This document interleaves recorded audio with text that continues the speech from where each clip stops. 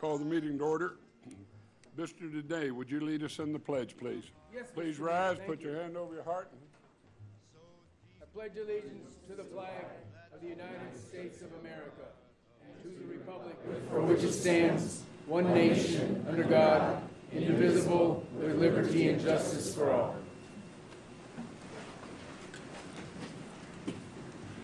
At this time, we'll observe a moment of silence.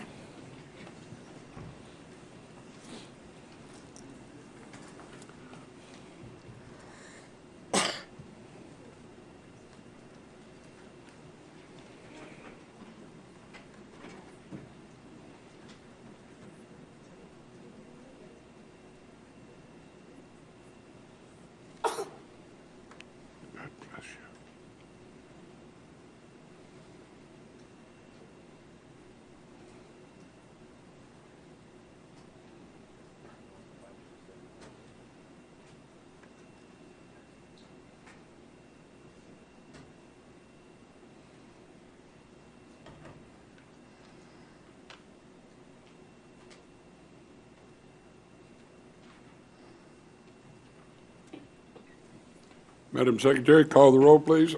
Kostev, Gustin, Zadra, Sferaza, Dorch, Ayazi, Kishel. Here.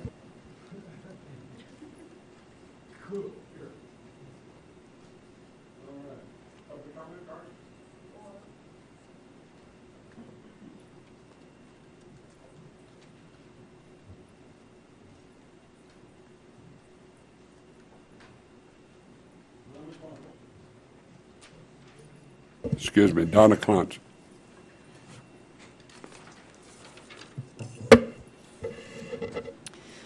Good afternoon, Mr. Mayor and council members. My name's Donna Clance. I live here in Reno. I'm a member of the Reno Senior Citizens Advisory Board, and we had a very interesting meeting yesterday of the volunteers that are serving the city in giving advice to the staff here for programs that the city of Reno runs for our seniors.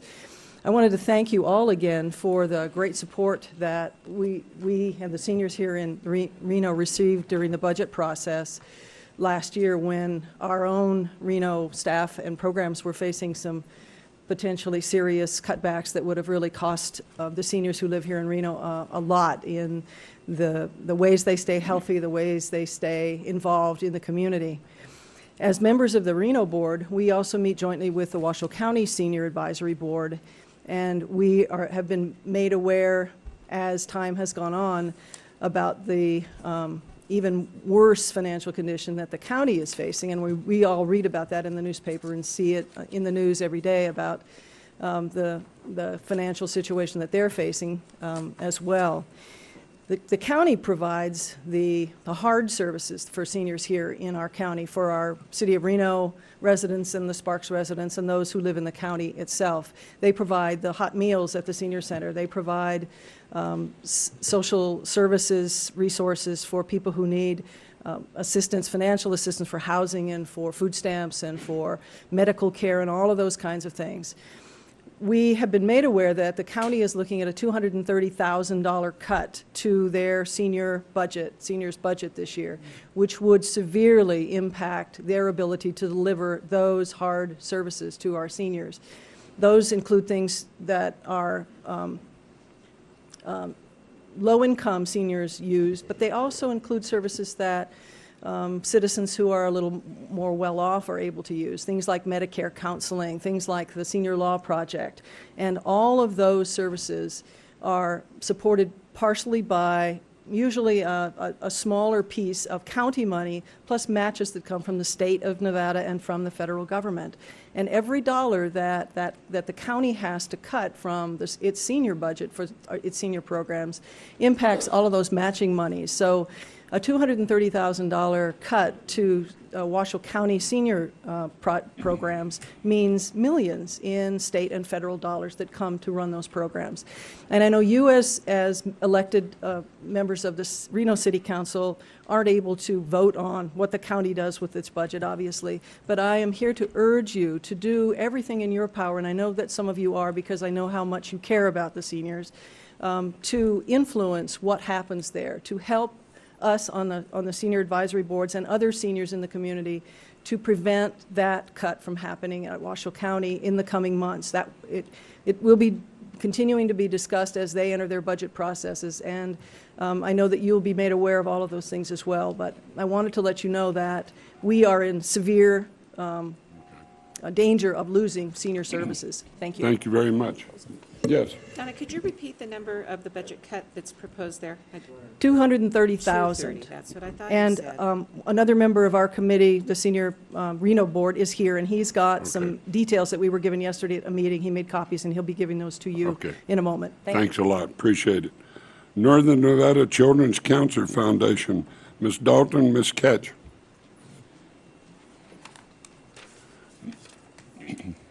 Good morning. Thank you, Mayor Cashel and City Council. We just wanted to come out here this morning and thank you guys for your support in helping us create awareness for the children in our community that are affected with childhood cancer. We're with the Northern Nevada Children's Cancer Foundation, and this is Leslie Caddett. She's my coworker and a mother of a leukemia survivor. And we just came out today to quickly talk a little bit about the organization and let the community know that how they can get involved. We are the only organization that's dedicated solely to assisting families that have a child that have cancer in our community. We have a family assistance fund that has provided over $1.5 million in direct financial assistance to approximately 300 families in our community since 2000. These funds go to help pay rent, gas, groceries, utilities, and some medical as well. So I want to pass it over quickly to Leslie to let everyone know how you can get involved. Thank you, and I just wanted to tell you my daughter's doing great. She's in college now and healthy, but that's not the same for a lot of our other kids. And so what we would like to raise awareness for is we are doing a fabulous campaign called Elevate Life, and it runs through February, and it's where businesses, community, individuals, we've had several businesses where they are fundraising on behalf of the families that we serve. Because the assistance that we give, there's no government organization that does what we do and provides what we do for our families. It is the gratitude that these families get from the money that we are able to assist them with is words can't even describe. So this Elevating Life campaign helps to raise funds for that purpose. What we have, some of our sponsors who are already on board with this is Allied Washoe Petroleum, Microsoft, Intuit, and we have several restaurants like the Rapscallion and Campos. We also have IGT, who are all helping also, and they are doing things like donating proceeds from a dish, coin drives. We have schools, many high schools, because we have so many children in our schools who have friends who have been diagnosed with cancer. So particularly these high schools are really passionate. So these kids are going out and raising funds. And we wanted to let you know about our Elevating Life campaign. If you want to know more, anybody can just call our office and we can tell you how to participate. And we've tried to keep it as easy as we can for individuals who want to do so. And we hope you remember that. And when you hear things on the radio, we're having a live remote out at the Legends on December 23rd in the afternoon. So the radio stations will be out there. Cumulus will be. It'll be a really big thing to help support this campaign. And all this money goes to help these families. So when you hear about it and you have an opportunity to tell others about it, we would appreciate it. Thank you very much. Thank you very much. Appreciate it. I want y'all to know I had a picture with them with the poster we all signed. I made them promise me they wouldn't ask who the old goat in the middle was. And they promised that. James Casera.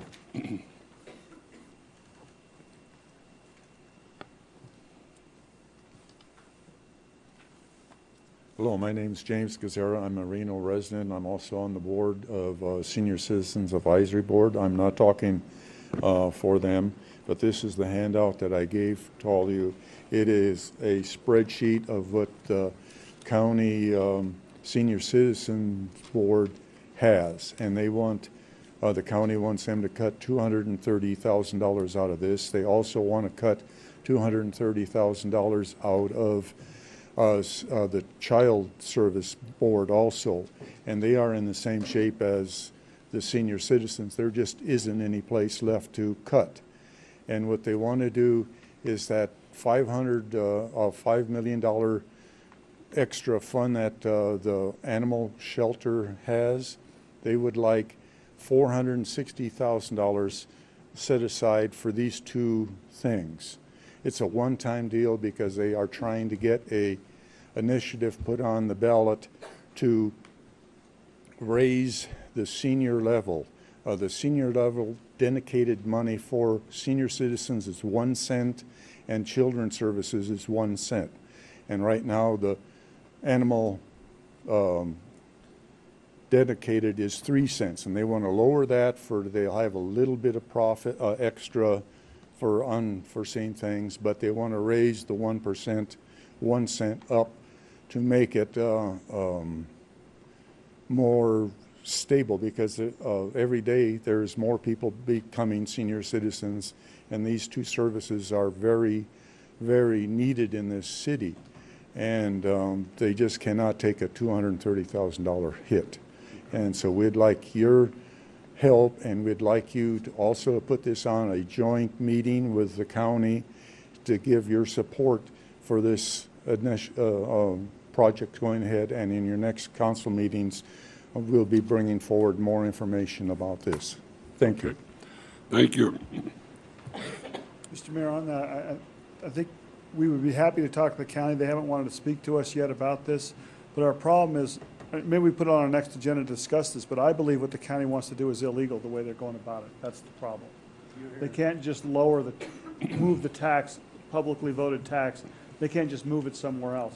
They could raise the tax and put it toward these services without a vote of the people if they choose to do that. But the way they're going about it, from what I understand, it's illegal. Okay. Now, I can't read this, but I think it's David von Zergen. Sorry, sir, I didn't mean to. Yeah. Good morning, Mayor and Council. I'm David von Segern, resident of Reno, and I'm here to talk about the waste management proposal for single-stream recycling and the staff report that was in the agenda today. And I represent the Sierra Club, the local group, as the conservation chair. We followed this single-stream recycling proposal for several months here now, and we actually formed a committee to support it.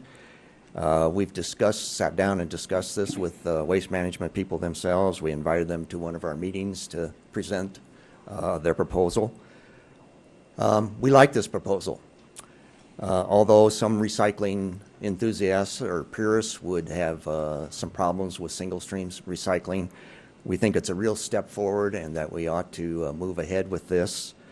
We like it for several reasons. It's a real convenience to customers. I think it will increase the participation tremendously. I just recently visited my son in Portland, Maine. They have a single stream recycling. While he wheeled out the trash container, I wheeled out the recycling container. It's easy.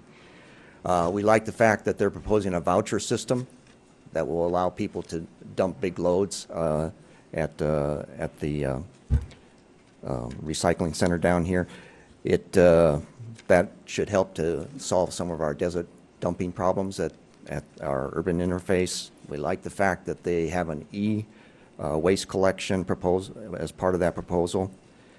And we like the fact that they're going to move to compressed natural gas vehicles. Just this morning I looked out of a UPS window, looked at a waste management truck, diesel truck, spewing all kinds of dark pollutants in the air. CNG is a very nice technology for vehicles. However, there's one thing we would like to see council try to keep the cost very, very low, or really ideally zero increase for citizens to participate in this plan. And I think there's some negotiating room for this.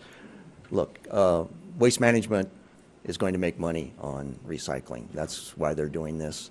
And so I think we can deliver this, this new system to the citizens with no increase in cost. Just last summer, we were surprised by an increase in our electricity bills by Nevada Energy. That increase was to cover the fact that they had lost income due to the fact that citizens were conserving electricity. Well, let's not ask people to pay more for recycling. That's something we want to encourage, not discourage. So I think if council and waste management can come up with a plan and agree on a contract, we will certainly be a factor in getting people to get their recyclables to the curb, and this is really a thing that everybody can win with, I think. Okay. Thanks for your time. Thank you. Attention. Leo Hershey?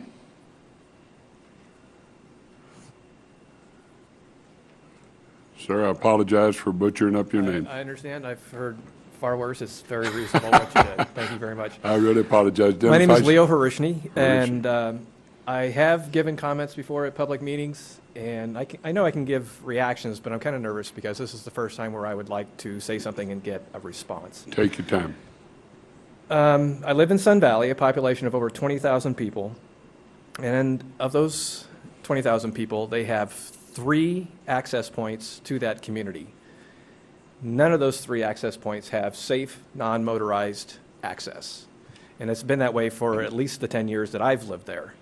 And looking at the RTC plans, there is not anything imminent in the RTC plans to change that. As I went to the BPAC meeting and brought this up, I was told it's not their problem, it's NDOT's problem because of Sun Valley Boulevard and Clearacre.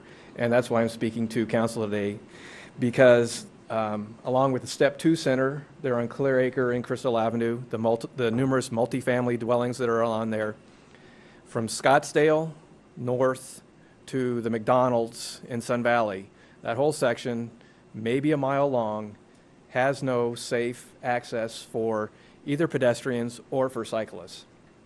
And what I would like City Council to do is to be aware of this fact. I would like the members of the audience and people here in this room and City Council, perhaps within the next month, please drive that section one time and think about the fact as you're driving along what it would be like if you had to ride a bicycle or if you had to walk, and to say, is this acceptable, and can we do better here in this community? And for future opportunities, either with NDOT or particularly with the Reno Transportation Commission, I would ask for people to hold these people more accountable to how the situation is on the ground. Thank you. Yes. Sir? Yes. I did receive your communication. Okay, thank you. Yesterday. Thank you. And you did qualify in there, just because a lot of times when we hear sometimes Sun Valley, we immediately think, whoops, that's not in the city. Exactly. But you did accurately identify that that southernmost portion is indeed within the city limits. Correct, and actually that's one of the more hazardous sections because of the fact of the concrete Jersey barriers with less than 3 feet of shoulder between the 45-mile-an-hour traffic. And I will speak to RTC about this, but with the upcoming Pyramid Connector, that's also something that has prompted me to come and speak to this and to bring to other people's attention the fact that RTC's proposals are within a 5 to 10 year plan of dumping a 6-lane, 65-mile-an-hour freeway over that section. And in their plans, as they've posted, they show no change to the road as it exists now, much less any effort to, obviously they need to improve that. And so just, so my thoughts are just to be aware of this and to please do whatever you can and be mindful of that in the future. Thank you.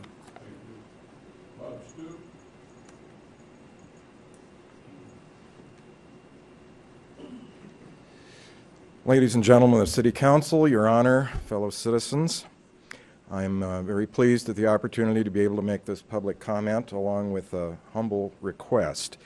A little background on me: I'm an international consultant. I teach the MBA program at UNR. I'm a Vietnam veteran, and I proudly stand with the fine folks that occupy Reno. By the way, I have showered and I am employed, by the way. Just thought I'd mention that. In my work in many countries, I've seen firsthand the effects of vast sums of money on the democratic process, and I've worked hard to provide an exemplary role model in those countries, among them Afghanistan, where I just returned this past August. My own country now I see as heading down that very dark road. Since the passage of the Citizens United decision allowing corporations to contribute to electoral campaigns as though they were natural persons, this has been a very dark time for me. The cost of a presidential campaign in 2012 will be over $1 billion. That is money that could very well be spent elsewhere. My humble request to you, ladies and gentlemen, is that you consider adopting a resolution similar to that recently adopted by the Los Angeles City Council, which opposes corporate personhood. I firmly believe that if the City of Angels can take such a stance, the biggest little city in the world can do so as well. Thank you. Mr. Sam Dene. Sam Dene, the Encyclopedia of Reno Government. Sam, that's me, is an Air Force Academy graduate. Sam spent many years flying fighters and bombers, defending our nation against enemies inside of the border and outside of the border. Sam was also a pilot for Pan American Airways until they were blown out of business over Lockerbie. And since approximately 1994, Sam has been attending the city council meetings and the county commission meetings and the other meetings around the community.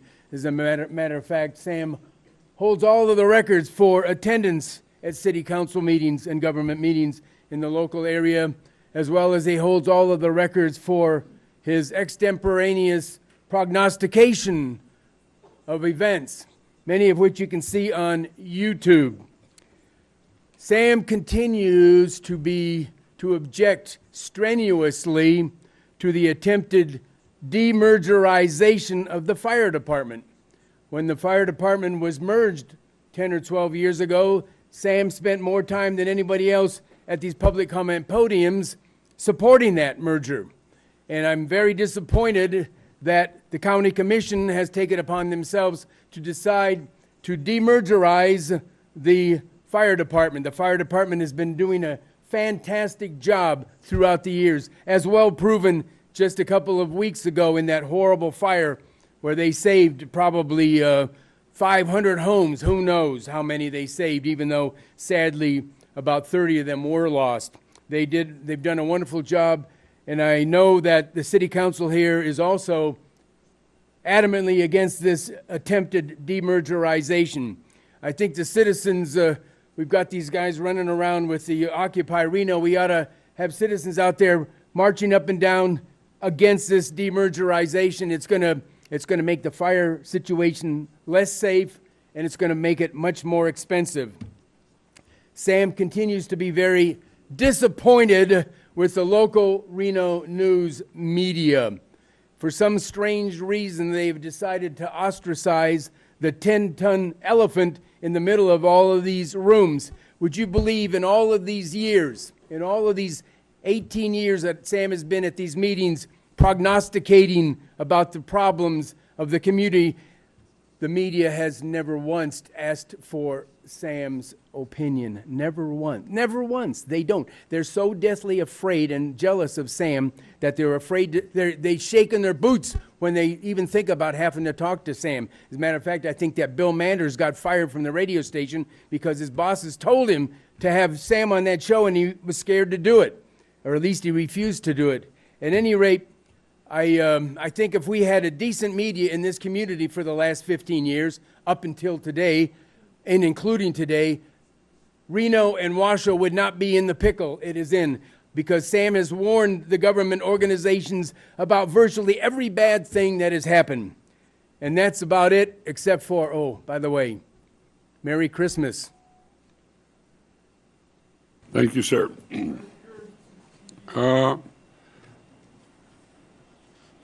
Hermelia, yes. I'm gonna ruin your name, and I didn't want to, so help me out. Hermila San Vicente. Thank you very much. You're welcome. Good afternoon. I'm a little bit nervous here. You take your time. Talk in the public, But my name is Hermila San Vicente. I am an owner of La Favorita Catering, along with my husband, Oscar San Vicente. I'm here to comment in regards to the proposed regulations of the food vendor trucks. There is a few things that we are concerned, and not only do I speak for myself for a few trucks that are out here, there's probably 20 to 30 trucks that we represent. And there are 3 regulations that would bring us small businesses out of business, and we would be unemployed. And each of the trucks that all of us own probably have 2 to 3 employees that would actually go out of, also be unemployed. And so I think there is already enough unemployment people that we don't need anymore. The other, one of the items is that the trucks to operate only from 7 to 11 to 10 in the evening. Basically, our main business is at night.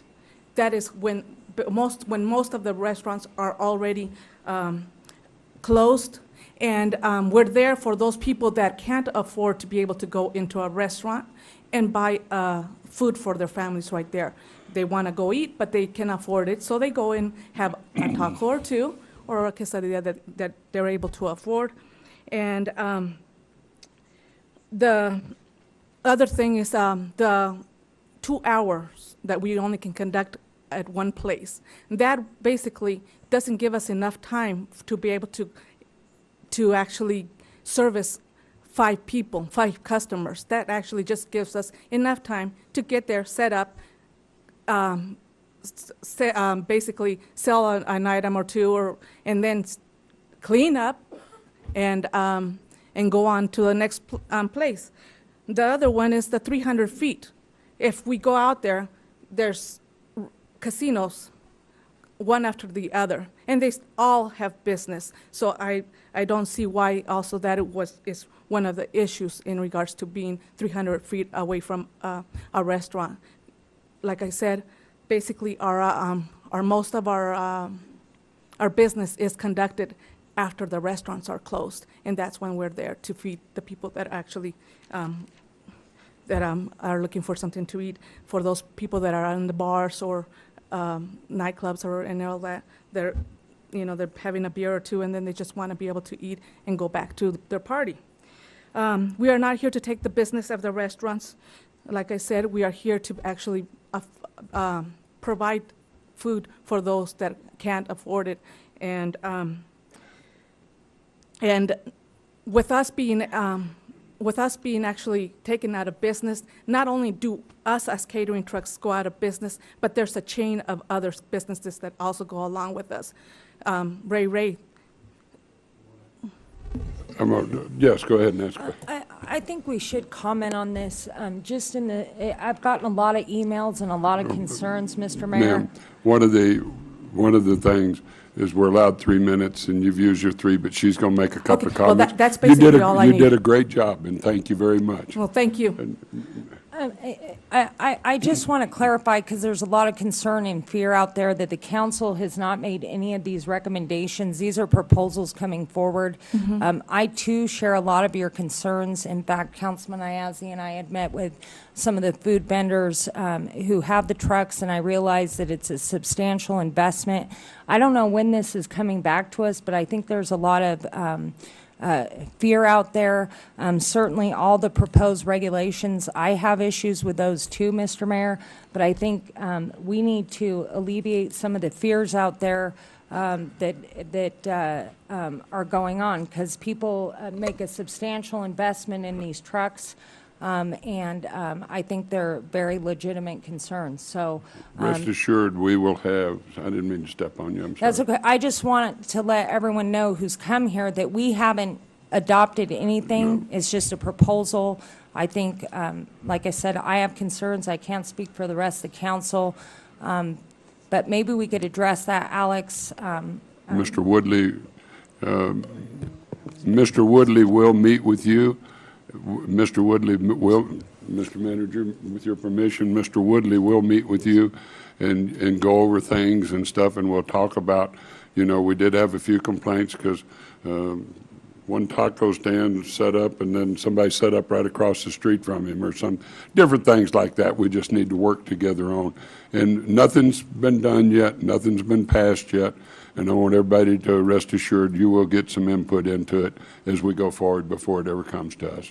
Yes, and we're aware of that, and basically we wanted to actually for our voices to be heard, that, you know, we are not, like I said, we're not to take business away from any other business or anything like that. Right. And we appreciate that you guys hearing us and your concerns in regards to this. And we are, you know, one complaint was that somebody took their tires off and jacked it up. Well, that doesn't make it a mobile, doesn't make it a mobile vending machine. So anyway, Mr. Alex Woodley will get with you and everything, and we're going to work on it, but it's not coming back until, when's it coming back, maybe, Yeah, Alex? that's The end of January, Your Honor. End of January, 1st of February. So we got plenty of time to work it out, and I want everybody here to understand, as Ms. Safraza said, nothing's been done and nothing's happened yet. Yes, thank you so And much. Mr. Woodley will work with you. Thank you.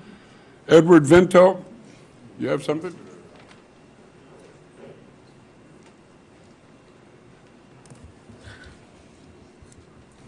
City Council members, Mr. Mayor, good afternoon.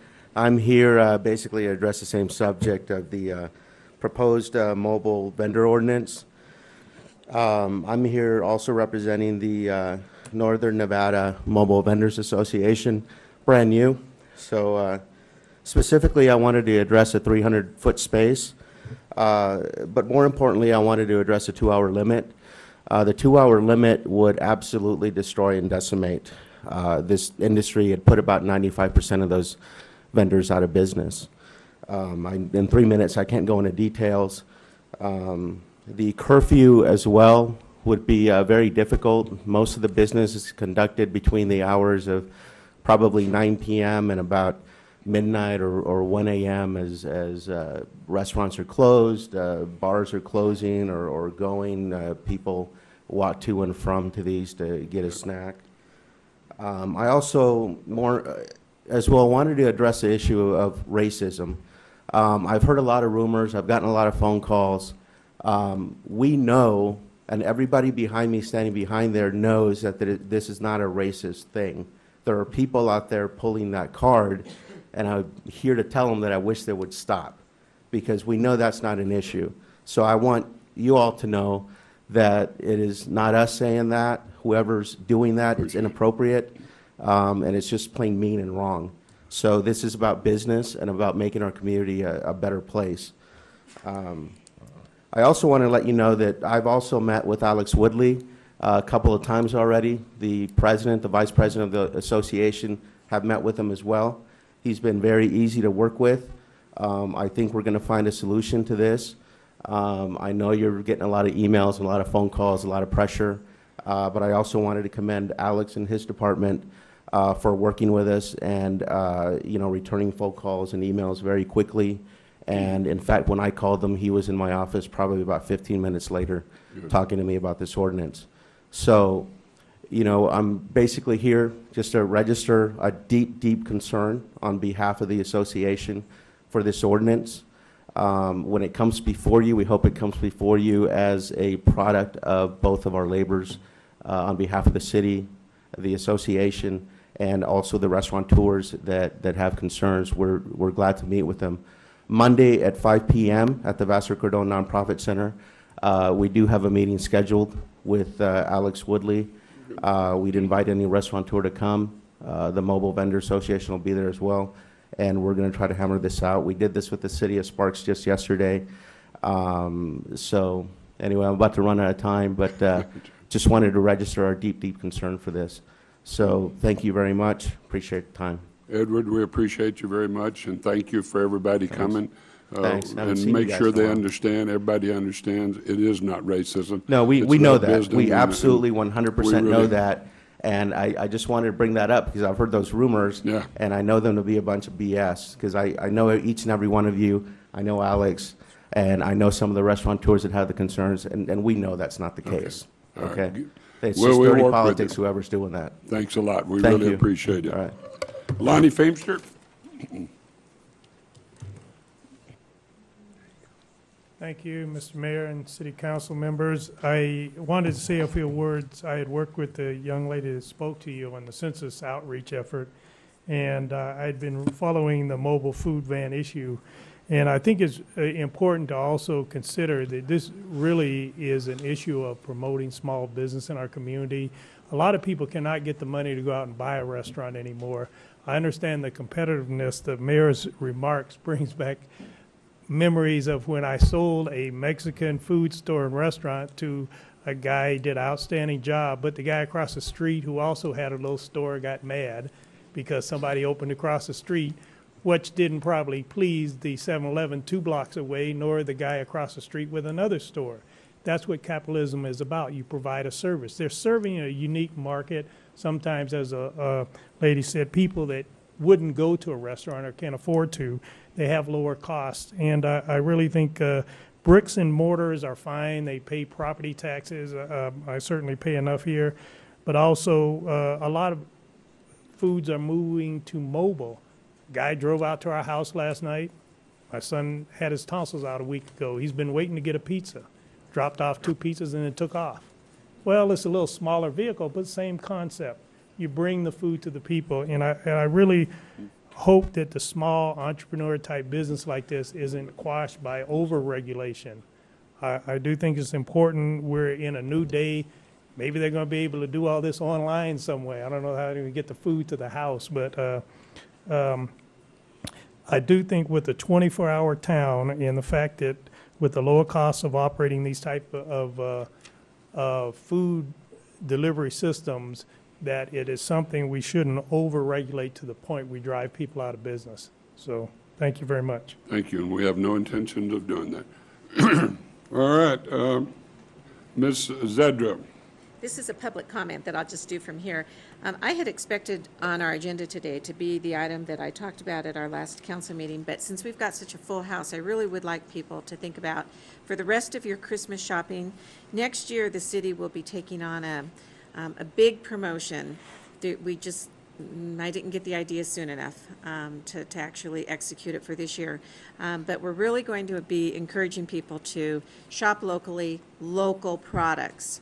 And that everything that you give on your gift list can be taken care of in that way. I came up with probably 100 ideas, a full page double space or 2 columns single spaced, and it's everything from things like health club and gym passes to model dairy delivery at home for someone who's got kids and doesn't shop well, dog training or grooming, local artists and artisans and jewelry, and wine from local wine stores, California and Oregon wines from local wine stores like The Vintage or Livabella or Whispering Vine or The Vintage kind of things. Parks and Rec certificates for classes and programs that we have there. Auto maintenance, providing a student tutor for somebody who needs that. The Discovery Museum, making a donation to a charitable organization, much like we had here at the beginning of our meeting today, the Cancer Society. Make a donation in that person's name to that kind of a society. There are so many ways that we can buy locally, local products and services, give a certificate for it, keep our local people employed. So I really hope that you'll think about that for the rest of your gift giving for this holiday season, and look forward to a big promotion next year where we'll have lots and lots of vendors at one location on one day, and gift wrapping and hot cocoa and cider, and take care of all of your shopping at one time. All right, thank you very much. Mr. Mayor? Now, yes. Just a comment, Councilman Zadra, I think it's a great idea, and I think there's other events we could do it for too. Maybe back to school comes to mind or something, because I think it's a very good idea what you've put together with staff, and we should move forward and maybe look at promoting this earlier. Yeah. We really need to keep our people working in locally made things. The Taiwan, China, Indonesia, our economy just can't afford that. Okay, thank you very much. Ladies and gentlemen, now we'll go to item A4 on your agenda, approval of the agenda. We're going to open item B3 staff. Item B3, staff is requesting this item be continued till the January 25th meeting. excuse me, I'm going into redevelopment just, no, I'm not, I'm going through the agenda right now. Oh, B3 is redevelopment, all right, sorry about that. Yes, it is. Pulled items, item E8, thank you.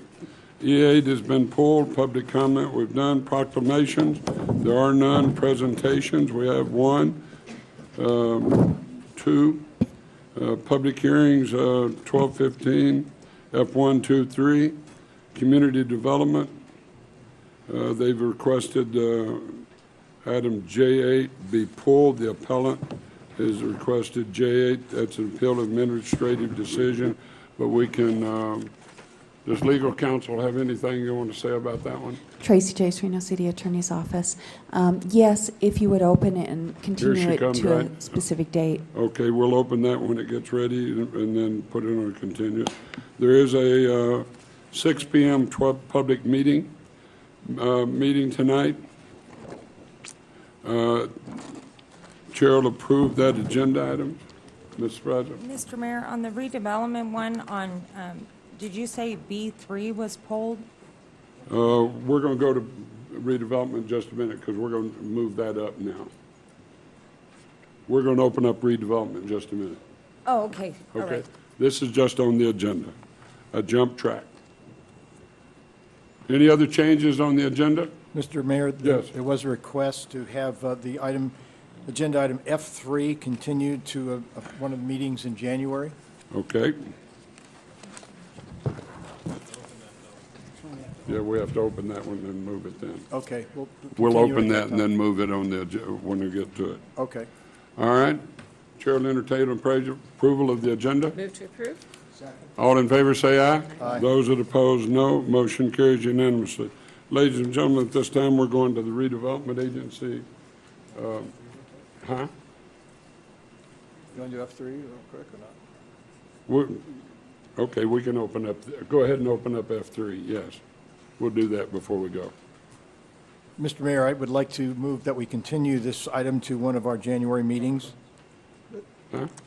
Proper notice. Yeah, do we have any public comments? Proper notice has been sent? Proper notice was given, no correspondence was received.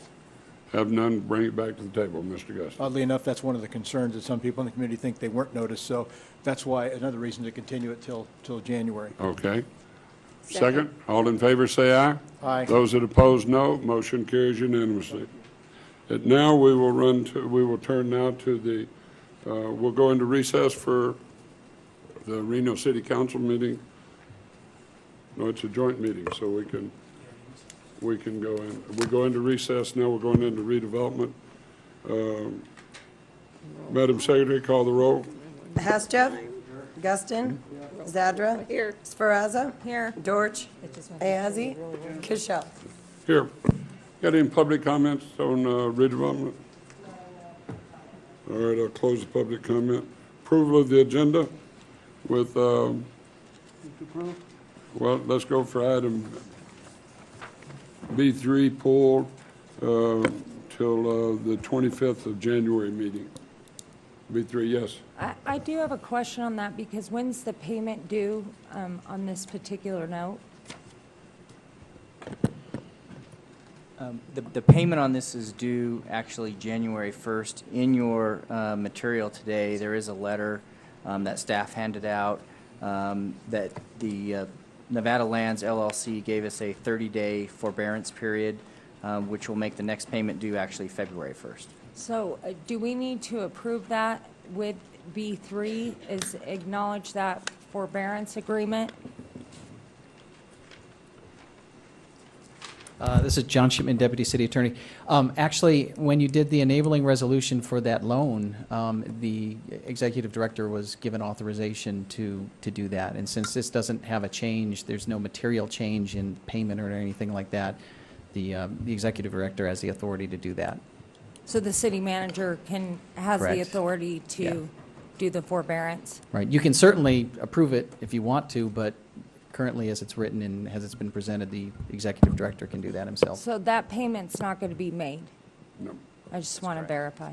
That's correct. Okay, all right.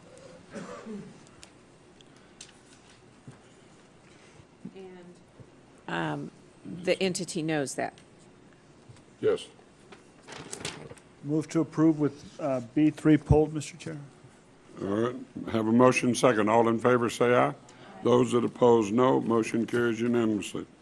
We're going to go now, and we have two people who want to speak. Mr. Josh Wilson, the county assessor. Come up, please. Excuse me, we're in the redevelopment meeting. They're just public comment. It's public, they might be two, so it has to do with redevelopment agency. Discussion, petition, direction staff to the agency council to hire special counsel, file a lawsuit against Washoe County Treasurer regarding the allocation of property tax to the redevelopment agencies. Mr. Wilson. Thank you, Mr. Mayor, members of the council. As you know, I don't find my way over to these parts too often, so this was primarily more of a placeholder. You didn't say City of Sparks, did you? Mr. Chairman, Mr. Wilson, you might not make it back out of town. Perhaps I better stop now. I just want, you know, I mean, I'm having a hard time with my colleagues because I'm bouncing around and I'm not smart enough to keep up with them, but then you come in and make me look good. As I said. Well, I was the mayor of West Sparks the other day, so I understand. Go ahead. And I'm from Sparks, so I guess that's excusable. Oh, sir. Mr. Mayor, I wasn't sure how this particular agenda item was going to proceed. I had some brief conversations with your city manager last Friday morning while he was over at the county complex when I caught wind of this particular agenda item. So I'm prepared to make these comments now, but my point being is there have been a lot of movement on this particular issue. I don't think we have all the answers right now. I want to explain, as your city assessor, what the values have done in this redevelopment area. And again, this was a placeholder so that I had the opportunity to speak, but I would certainly... You have plenty of time to speak, and if we need to go a little longer, you can go ahead and do what you want to do. Thank you, Mr. Chairman. And you can shut off the clock right now, please. Okay. Thank you, Ms. Not for you, Mr. Dene. You only get a comment, Mr. Wilson. Thank you, Mr. Chairman. As I was discussing with your city manager last week, and I offered to come and explain this to you. I am your city assessor, as much as I'm the county assessor. Yes, sir.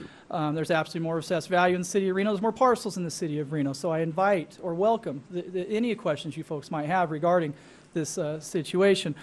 But prompted by a letter received by Paul Bancroft to Mr. Katzoff in regard to how the base values for the redevelopment area have been determined and whether certain exempted properties that weren't exempt in the base year and whether they should be exempted. I want you to know that we're looking at that issue and we're prepared next week during an open meeting, or I could do it here as fine, or not an open meeting, but an internal meeting with its stakeholders, including the Department of Taxation, City of Reno, Treasurer, Assessor, all the various folks, that we acknowledge we're going to adjust this base value down for this building here. Other property, there was roughly 65 parcels back in 83, 84 that were taxable that have been removed from the tax roll and are no longer subject to taxation. And that equates to adjustment of the roll of a little over $24 million of assessed value. I want to put that in context. That's less than 10% of the base. The real issue that this redevelopment area has been faced or is faced with is the drastic decline of the real estate market in this particular area.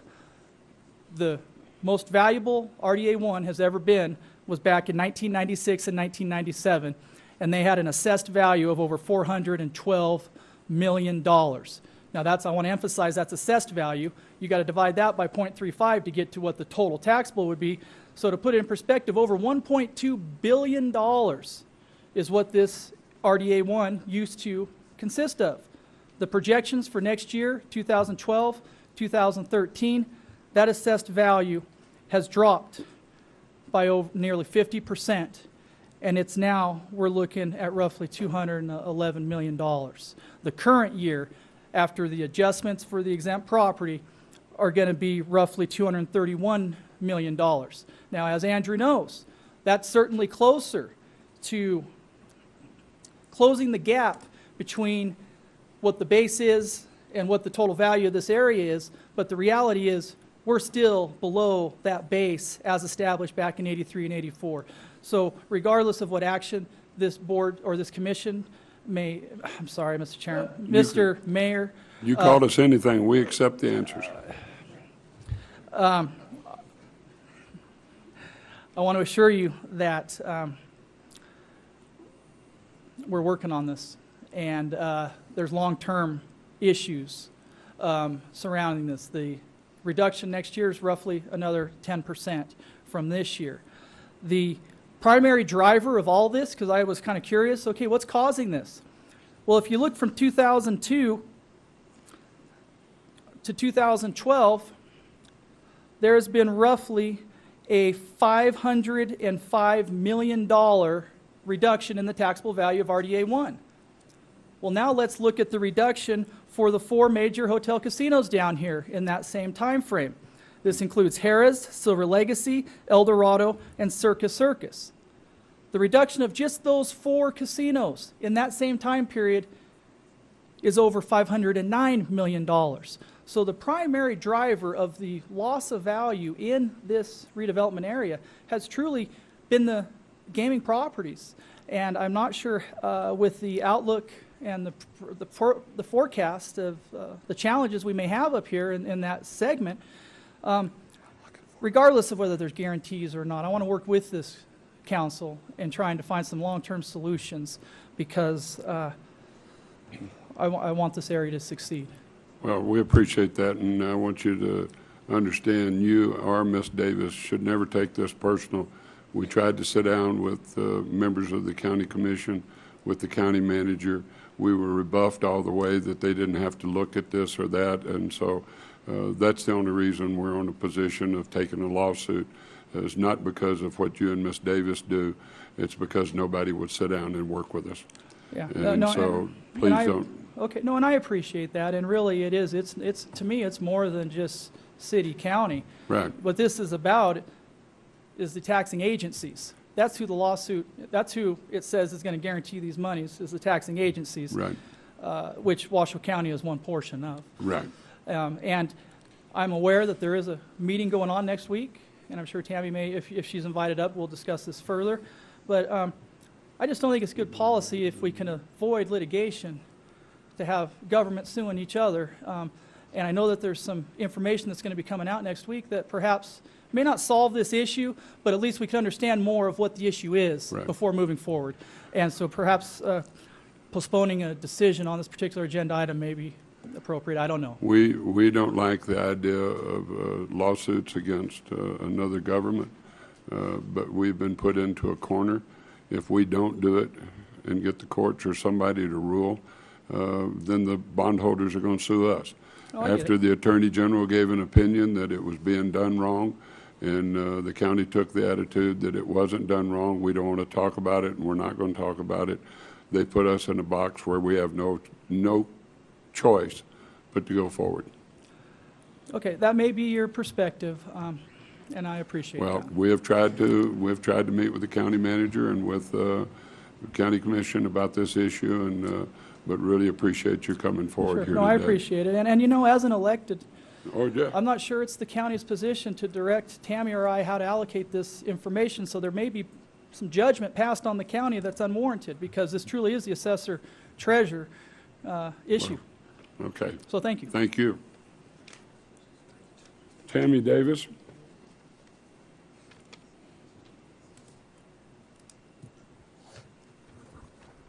Good afternoon, Mayor and Council, and Mr. Klinger.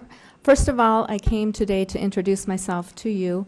There are several of you that I've not had the opportunity to meet or work directly with. So I am Tammy Davis, Washoe County Treasurer. Secondly, I wanted to come to assure you that although my formal title is Washoe County Treasurer, I fully recognize that I also serve as the ex officio treasurer and tax collector for the city of Reno, as well as for all of the other taxing agencies within the county. And I don't take those duties lightly. One of my key duties is to bill, collect, and to allocate property taxes to all of the taxing agencies. And it is my intent and desire to do that as accurately and fairly as possible and to follow the direction that the law gives in order to do that. Because of this intent, since the first meeting that we had with city staff regarding the allocation to Reno Redevelopment 1, I've been doing a comprehensive review of how we allocate those taxes and gone back and looked at historically how we've done this, why have we done it this way. If there's not a clear answer, we've been digging down into statute, intent of statute. It's like an archaeological dig to figure out how this money truly should be allocated. We've been working on that for several months, and the timing of this with your agenda item today coincides. But I wanted to make you aware before you make any decisions that I have requested a meeting with all of the staff from all of the agencies that levy taxes within the redevelopment areas, and I'm planning to share my findings from this review, share the actions that I plan to take as treasurer as a result, and to invite discussion so that every agency, which includes the city, the school district, the county, and to a small extent the state, so that everyone is aware of what we're doing, why we're doing it, and that with the information we have available, this is our best way that we can determine to allocate these funds. So I don't know if you're willing to postpone a decision on whether to go forward with a lawsuit. It's certainly up to you, and it's your decision. But I know I've spent several months trying to get all of the information so that I could make these decisions, and I hope that perhaps you're willing to wait another week or so that we can work with staff, get us all at least on the same page, and then we can all make informed decisions. And I'm always available to answer any questions. We've been working with your staff and hope to continue that good relationship. Well, we appreciate both of you coming here and pointing out some things that we needed to know. The problem that we've had is we've run into a wall trying to get the taxation department and the Attorney General's office gave an opinion that it was being done wrong. The county commission said they didn't have to listen to that opinion. They were going to listen to the DA, and the DA is telling us that the interpretation is wrong. So we don't know where we go, and I don't want, should never take this part. We're not a reflection on either one of you two, because you're both elected officials and things like this, but we will be deciding. But we don't have another meeting until the end of January, and I don't know if that's prudent for us to postpone. We can always back out if we can sit down and negotiate deals and work out. So we look forward, and we do really appreciate y'all coming over here today, and thank y'all very much. And it is good to meet y'all and see you. We don't see each other enough out in the circle, but thank y'all. We do know you represent us too. Okay, and I appreciate that. And I will just reiterate something that Mr. Wilson said, that as an elected official, it is the treasurer that allocates those funds. It's not the county. Until they are allocated, those funds don't belong to any specific agency. So it is something that I'm willing to work with. I understand that we have the differing legal opinions.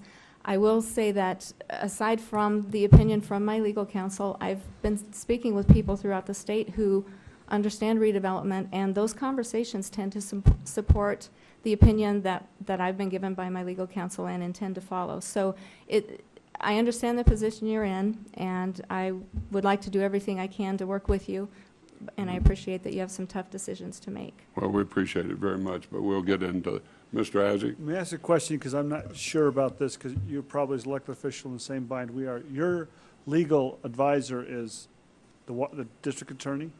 My legal advisor does work in the district attorney's office, yes. Right, and I think that's is sort of our issue and why we're thinking about going outside, to sort of get that outside opinion, because that's also the advisor to the county commission.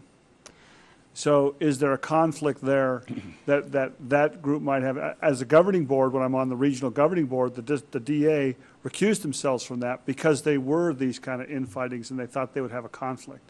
And that's a legal question that I don't know that I'm appropriate to answer. So I just didn't know if that was the case for both of you. I assumed it was, so thank you. Ms. Adra. Well, and I would follow up on that. Not only do they serve the dual role of representing you and the county commission? Their budget is also approved by the county commission. And that is true. As is yours, both of yours. My other question actually relates more for the assessor, and that would be to invite you to come at some point and share with us how assessment values are determined. I've actually had people who are in the finance and assessing industries, businesses, who have been absolutely amazed at the most recent that I've certainly heard about is the reassessment and lowering at the Sienna that sold whatever it was for a purchase price that was incredible. And then the assessment came in that was just down in the dungeon. How that can happen. So it would really be helpful. I've actually had those people who are in the business, let me reinforce that, they are in the business, and they believe that we are shirking and ignoring our fiduciary responsibilities as a city council to not file an appeal to your assessments. But we have been told time and again by our city attorney's office that we don't have that authority, that we cannot file an appeal. So we need to learn from you how those models and formulas are determined and how we can and can't be involved in improving our economic conditions. Certainly. And it doesn't need to be today. I would like for that to be kind of a workshop kind of a session for us. No, I certainly appreciate it, and I agree with you. I welcome the help, because as the Sienna, even the value we put on it got appealed because they thought we had it too high. So there's intervener status at any of the, I believe, the county or state board of equals, certainly the state board, I believe the county board, and I'd love to have another party there, because ultimately you're absolutely right. These reductions in value affect your budgets. They sure do. And I would be very happy to do so, and I think it would be educational for both of us. Thank you. Thank y'all very much for being here. Mr. Sam Dene, you had something? Yes, Mr. Mayor. Sam Dene, the Encyclopedia of Reno Government, and Sam has been following the machinations between Reno and Washoe for 18 years now, up close, warning and advising from every angle he could think of. And I've rarely seen anything quite as contentious as it is right now. And I'm going to take sides on this particular issue, and I'm taking the side of Reno, because I've been watching Washoe County for many, many years, and they are being obstinate right now for some reason, and I don't know what it is. Maybe it's personal for all I know. This young man right here, that young man over there, he's a very nice fellow, despite his geographical faux pas. He is very talented also, and he was handed, when he arrived on the scene, he was handed a rapidly deteriorating situation relative to property values, and I think he's done the best he can with it. When you throw in the mess up there at Incline, where Washoe County owes the Incline people $15 million, almost makes this situation look like peanuts. Anyway, to make a long story short, I agree with your position. I hope it doesn't have to go to a lawsuit, and I think that if it was going to go to a lawsuit, it would change the perspective a lot if those county commissioners had to pay for the lawyers out of their own personal pockets. Instead, they can just run over to the DA and get him to go and line up against the city attorney over here or whoever you hire, and it just ends up being a terrible mess. I'm on your side on this. I think that Washoe County, with all of the things they're doing later, bring the resuscitator over for Mr. Ayatsi. I think he just collapsed. You just killed any prospect I had of getting something done. You endorsed it. Well, no, that was my very last closing statement. This might be the coup de grace. Sam, taking your side. Thank you. Mr. Hashef. That's okay, Mr. Mayor. No, you had something you want to say? No, I was just going to say that I've dealt with Mr. Wilson on a professional level, and he's always been a man of integrity and is a very professional individual. So I trust we can get to an answer on this that I think will be fair for everybody. I think it's worth mentioning, though, that there are several aspects to this litigation, and you're just one piece of that. So it's not that we can continue this, for another month, even if we're able to, even if we do proceed with litigation and then we come to an agreement with you, that issue can obviously settle, but there's so many other moving parts to this litigation I don't think you have control over, or the treasurer does, so that portion of the litigation might actually have to go, forward to a judge for a final decision. But I just wanted to put that on the record, Mr. Mayor. No, thank you very much. All right, we're not going to take action on this item. I'm going to put the redevelopment agency into recess now, and we're going back into call the general meeting back to order. Or do you want to finish up redevelopment? Okay. All right, let's finish up. Let's take item B2. Discussion potential direction to agency counsel to hire special counsel. Any questions from anybody? Well, yes, Mr. Hashef. We'll go with Ms. Ferraza first. Ms. Ferraza, you had something?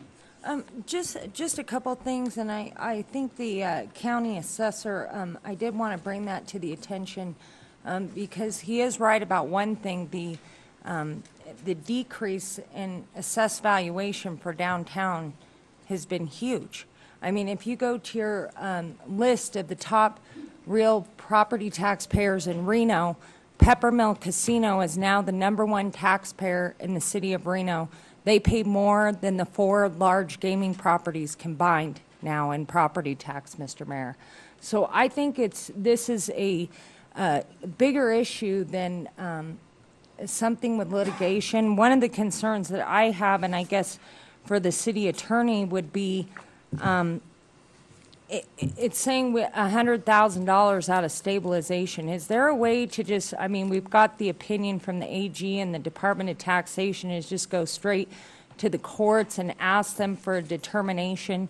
Because I'm not against the county on this or the assessor or anyone else. I just think that we need to know is it being interpreted correctly or not? Why do we have to go out and hire a special counsel to do that for $100,000 that's not coming from the agency? It's actually coming from our stabilization account. So John, I would have that question for you is can't we just go straight to the courts for an interpretation instead of getting into a lawsuit?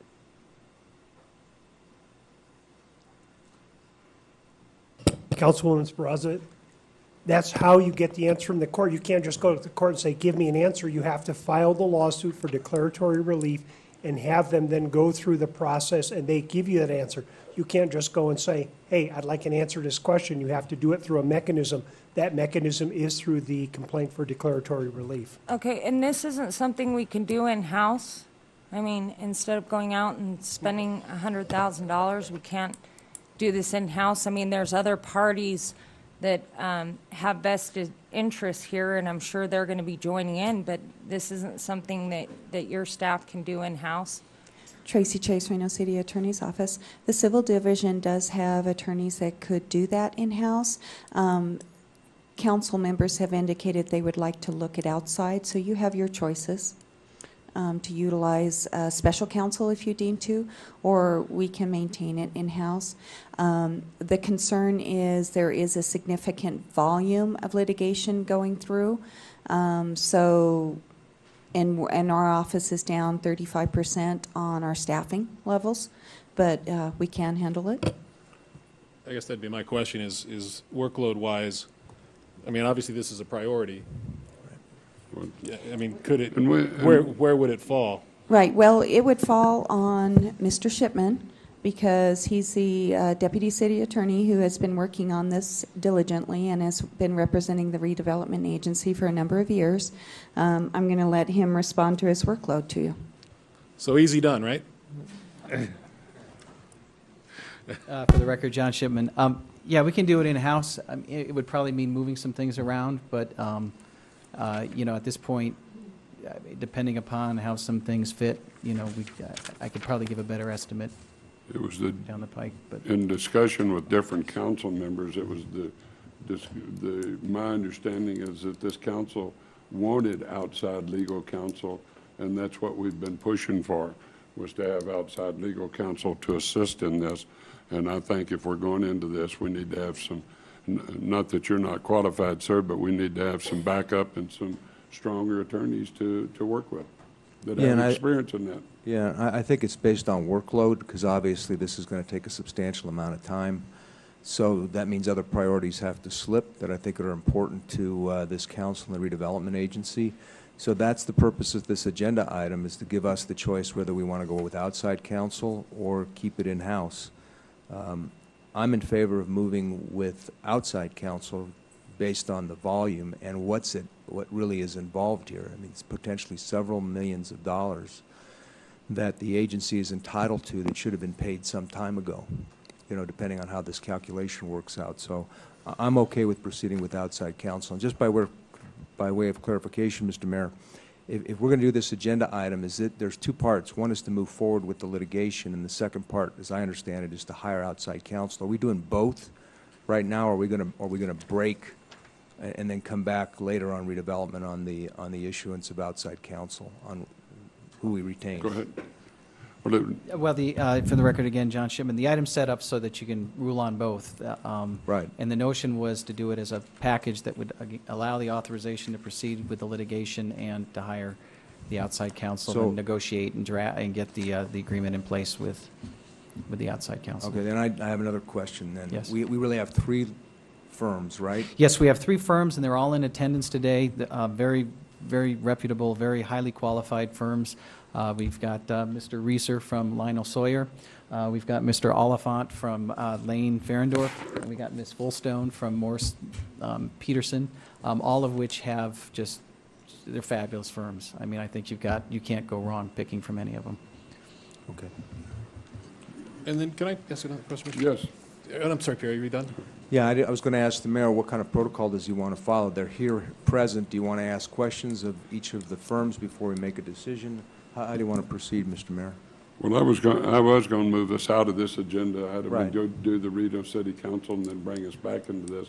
So we And I'm can do okay with that. interviews and everybody. Okay. Yes, Mr. Jordan. Yeah, and just for clarification, this really is beyond just the Attorney General's opinion. I mean, we're looking at all the issues that have been brought up regarding the assessed values. Absolutely. And how those have been distributed. Yeah, I think at this point, there's, like you said, two sets of claims. There's the question about the 279 provision, and then Right. there are the questions regarding things like tax abatements, things Right. like And that's increment all wrapped into calculation. And this. well, it's contemplated at this point that it would be an all-in-one type of suit at this point in time. And I think that's what Yeah. leads to what Pierre was saying, is this could be several $1 million. Several $1 million and maybe several years. Yeah. Well, let's hope you can cut it down from several years. Yes.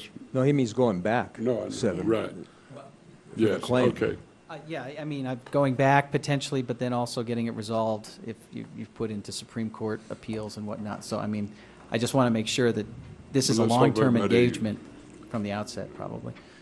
Jonathan, thank you for being so responsive and can-do in your response to, could we handle it in-house? But you're a busy guy, and you've got some pretty critical, other equally critical issues in front of you, be it Goldman Sachs or SK Baseball. There are some critical contractual issues that you're already dealing with. What would slip? I mean, I would have to go back and take a look at that and get you something. I can't, off the top of my head, tell you exactly. Some of that workload that you mentioned is kind of up and down. I mean, so like baseball will become hot for a little while and then it'll cool off. Something will come out of the blue, Southeast Connector, whatever, and it'll take time. So that, and I can't tell you today, right now, what this will impact. I mean, maybe at the end of the day, both parties are going to want to go into court together, hands together, and that might change the tenor of the litigation. Who knows? So I can think about that and maybe get you some more information, but I can't tell you today what would slip. You could tell me what your priorities are, and I could work from there. And I think you'd hear all of it as priority. Yes, and which that's, I think that's what I'm hearing. That's the unreasonable expectation Sure. that I think would be placed on you. Yeah. Thank you. Mr. Guston. Thank you, Mr. Mayor. When looking at this and hearing discussion at the table, I look at it from a business side of it, and that is that, to me, there are three important elements. The cost to do it, and I understand the reason for that with $100,000. I wish I could find $100,000 to do a lot of things in the city that desperately need to be done. Then the workload certainly is important, but the ultimate thing for me at the top of the list is the money involved, which a couple of council people have talked about. We are currently $1.5 million apart. If we decided to settle now, we'd be up somewhere $1.5 million apart. When you take into multiple years and you take into cost of $100,000 versus multiple millions of dollars in potential coming to the city, I think it's prudent and wise for us to make that investment to get the best possible representation we can for this money. So I understand all three elements. For me, cost is the bottom element, workload is the second, but the ultimate conclusion, which we're looking at, and we think we have a strong basis to be on, is the money that the city would be reimbursed for the reassessment and look at the years past. So for me, I would support what Councilman Hasjeff and Councilman Dorch and Councilman Zadra are talking about in hiring outside help to facilitate this and move this along. And I understand, and I too respect Mr. Wilson. I don't know Ms. Davis at all, but respect him a lot. I've had a couple different issues with his department with people I talked to, and they were always resolved in a very appropriate way. So I don't impugn your integrity at all, but I think it's kind of interesting. How many months have we been talking about this, Mr. Manager? And finally, when it comes to a lawsuit and us looking at hiring a legal firm, we get some response. And I don't mean, I don't know what prompted you to do that. I don't know where it came from, so I'm not drawing any conclusion. But I think we need to move forward. We have some other issues, fire, other things that have been seen to drag along. Everybody's going to have a conclusion. Everybody's going to come to some agreement on this, but it never comes until we start cutting the wood. And then all of a sudden it comes. So I think we need to move forward on this. We need to be as strong as we possibly can. I know on our agenda also is a discussion with Bank of America, and that's all important. I think the people that we're responsible to for the bonding and the things we've have to see that we're moving in the right direction. I think this is truly the right direction. Okay, I'm not going to take any action on this item right now because we have to do a few interviews in a little while. I'm going to put the Reno City, the redevelopment agency. Yes, sir, you had something? Mr. Mayor, can I just make one comment? John Yes. Cadlick, the city attorney. You know, when I took over as city attorney back in 2006, we made a concerted effort to bring in everything in-house, and we were able to do that. But at a high point, there were 36 employees in the city attorney's office. We are now down to 24 and a half. So I understand the council's position. If we had had the 36 employees, I would be vehemently opposed to this, but we don't. And we still have, the workload hasn't really changed that much over the period of time. We've just lost employees. So I certainly understand where the council's going. I certainly support it. I wish we could keep it in-house, but I certainly understand with the fact that we're down to 24 and a half employees from 36. I think that we really have no choice, and I support whatever the council wishes to do. I'm supportive of it as city attorney. I'm going to we're going into recess and Mr. Mayor, can I make just one yes, sir. comment? Because you got lawyers in the audience that are waiting. Can we set a time certain when we're going to bring this back so at least they know whether it's going to be 5 o'clock, 2 o'clock, whatever that may be? It's 1:30 right now. Oh, what fits your schedule, Mr. Rees? Are you here for this? What fits your schedule? Because we're going to, I know you're on another item also. I have to be in the Capitol at 6:30. That's the only thing I have. You got to go to Carson City by 6:30? Yeah. We'll do you a favor and keep you here, and then that way you don't have to go. Council, would 4 o'clock fit for y'all? Okay, would 4 o'clock fit with you? Yes, 4 o'clock. Okay, so let's set a time certain of 4, and if we can, we'll speed it up. If we get ahead of ourselves, then we will call you and tell you so that you don't have to sit here. Thank you all very much. Mayor, just so other people in the audience that are here on the redevelopment agency meeting, is that when we're going to reconvene the redevelopment agency? Yes. So that you don't have to sit here? Mr. Mayor? Yes. This, to me, of all our arguments with the county commission, this should be our least contentious one in my mind, because basically we're all trying to evaluate what the legislature did. That's right. And that's all it is not whether the county commissioners are right or we're right. We're all trying to interpret what the legislation and legislators did. Well, and we just, sometimes you got to go to court and they got to figure it out, and it takes people to go back and talk to them. And So I will. there's nothing, like you said, with Mr. Wilson or Ms. Davis, that there's any problem there. It's just we all know how much the laws are so clear all the time. Yes, yes. But this is not one of them.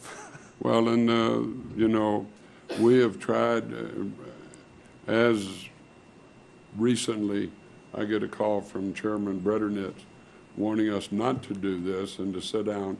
Well, Mr. Hashaf and I had met with him earlier trying to do individual items, and we were told that they want to do 6 things at one time or nothing. So we've kind of got a box around us, and I think we go ahead and do what we're doing. And no, it's one of those cases we all want to be together and try to figure out how to make it work. Well, you just got, as Dave said, it's just an interpretation of the statute. You've got the DA's opinion that it's completely different than ours, the HEO's opinion, and then now an opinion from Mr. Bancroft, who represents SK Baseball, that says there's a variety of different opinions that are out there. Somebody's got to be right, and somebody's going to be wrong. And if you can't agree, then you have no choice but to go to court and file a declaratory relief action. Right. And that's simple.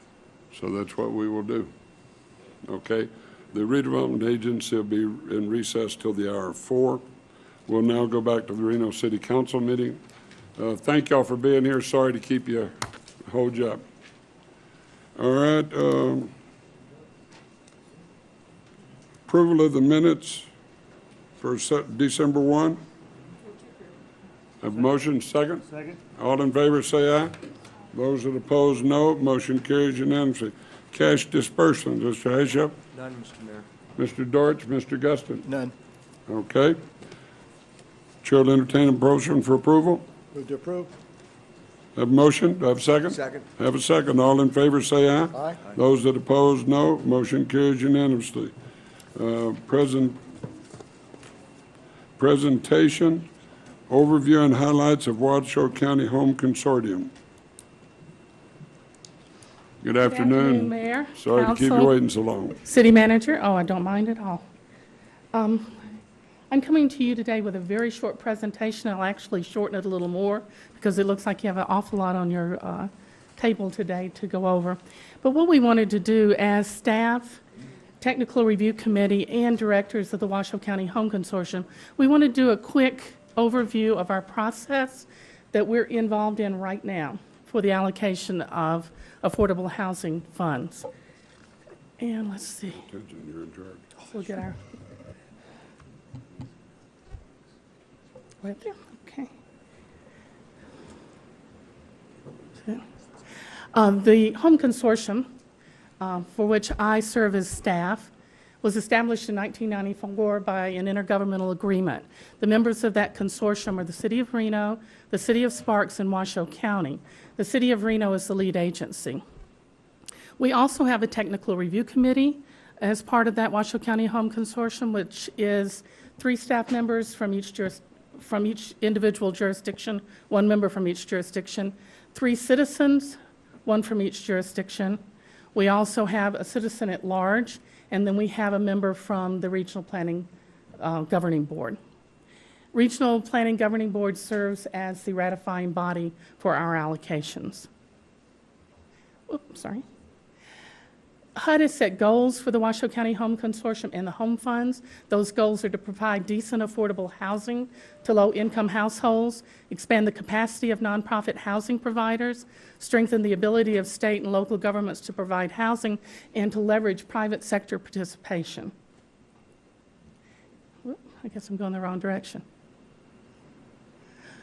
Eligible activities for our home funds are homeowner rehabilitation, home buyer activities, rental housing, and tenant-based rental assistance, which means that we can provide rent and utility for individual citizens. We've also set priorities as the Washoe County Home Consortium to meet such things as our consolidated plan, our plans for ending homelessness, any plans that relate to housing within our jurisdictions. And level 1 priorities that we looked at for the next couple of years relate to very low income individuals. We're doing well with senior projects. We've been able to put a lot of senior projects on the ground, but we're looking at individuals now who are at 40% and below of area median income. So the level 1 priorities, the project that comes to us must provide units at or below 40% of the area median income for family units and at 45% of the area median income for senior projects. And the projects must have an MOU for services. We're seeing that projects need to have services provided to these individuals in order to make it a sustainable type of situation for them. And we also are looking for projects that provide permanent housing, especially in conjunction with these supportive services, and for individuals and households with special needs or emerging from homelessness. And again, services need to be provided for those. Okay. Level 2 priorities are those priorities that we look at when we look at applications. When I say priorities, we never discount any application, but these are the priorities we want them to meet, and we might set priorities of who we fund based on these. The level 2 priorities are that they're in a transit corridor, that they have green components, that they conform to our plans, our consolidated plan, our regional plans, and we would like to see some mixed income and mixed use projects. Our funding sources for the Home Consortium are the Home Investment Partnership Program, which you may have heard called Home Dollars. We also receive Home Dollars through the state of Nevada. We receive low-income housing trust funds and possibly other potential funds that come to the region, such as the NSP funds that you might see. If you take a look at the home allocations by year, you can see how they were up and down, back up again. We're back down in 2011. In 2011, it was about $1.4 million. In 2012, it looks like it's going to be more like $1,007,000, so we're losing about 30% of our funds for the next year. Other funding sources, like I said, Low-Income Housing Trust Fund, that's been kind of up and down over the years. The state home funds have been pretty level, and we expect that to continue. This is a funding process flow chart, which we tried to put together what we do, and it's so confusing. So go to the next slide. We tried to make it a little better. So, I mean, that's the way it looks like to us. But the process really is pretty well set. We've been doing it for 18 years now, and it seems to work. So we're going to keep it going the way we have it right now. As the process works, we send out a request for applications October 1st of every year. This year we got the applications back on December 8th. We actually got 3 applications back, 2 development applications, 1 for a TBRA, which is the tenant-based rental. We hold public hearings between January and March. We hold 3 public hearings, and those public hearings will be published in the newspaper, and we're also talking about notifying liaisons, NABs, those type of connections so that we can get everyone familiar with our process and know what's going on with our allocations. We also bring projects to the jurisdictions because you receive pro rata funds. We base those pro rata funds on the population. So you will be seeing these projects coming to you. You can allocate all of your pro rata funds to one project. You can spread them out however you want to do that.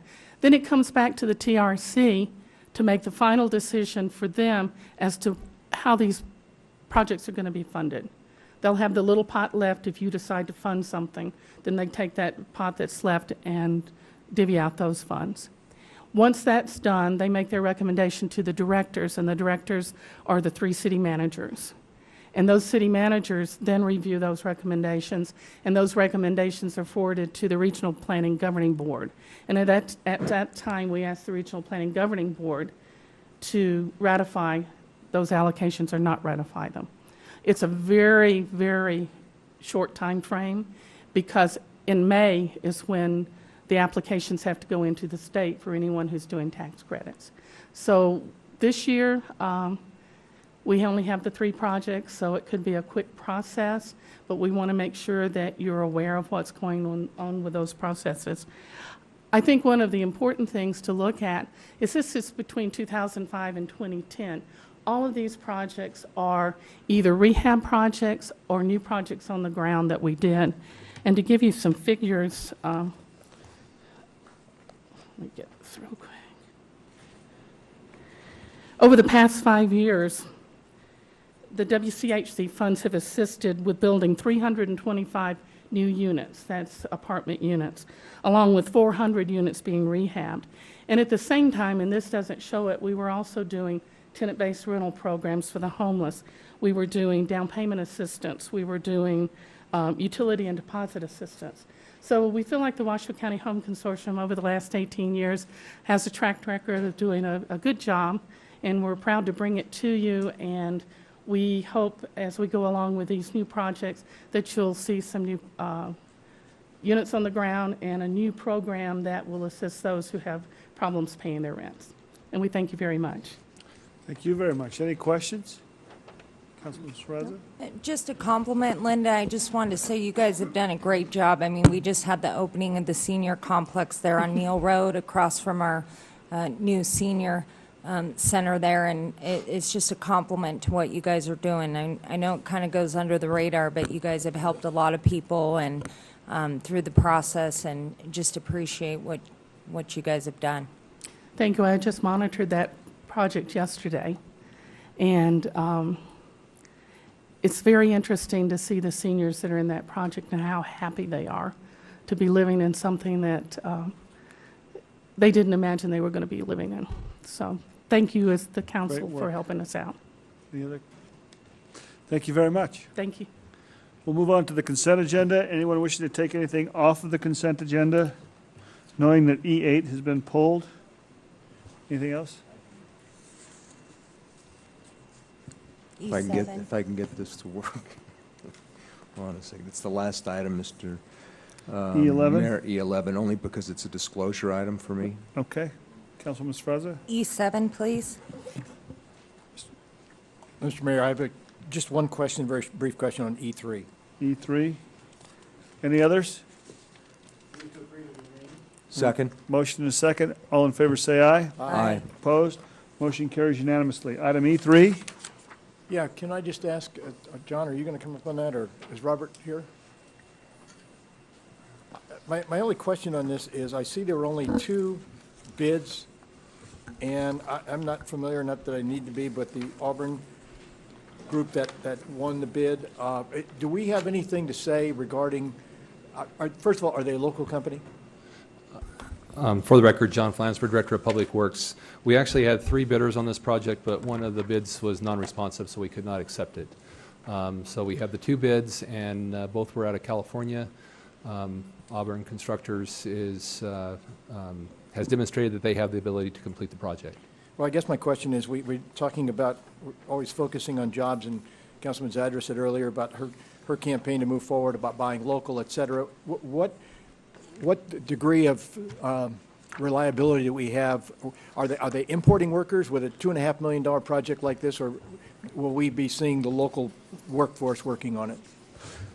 I don't see Robert here. I know Robert had some answers on... He's right over here. Oh, Robert.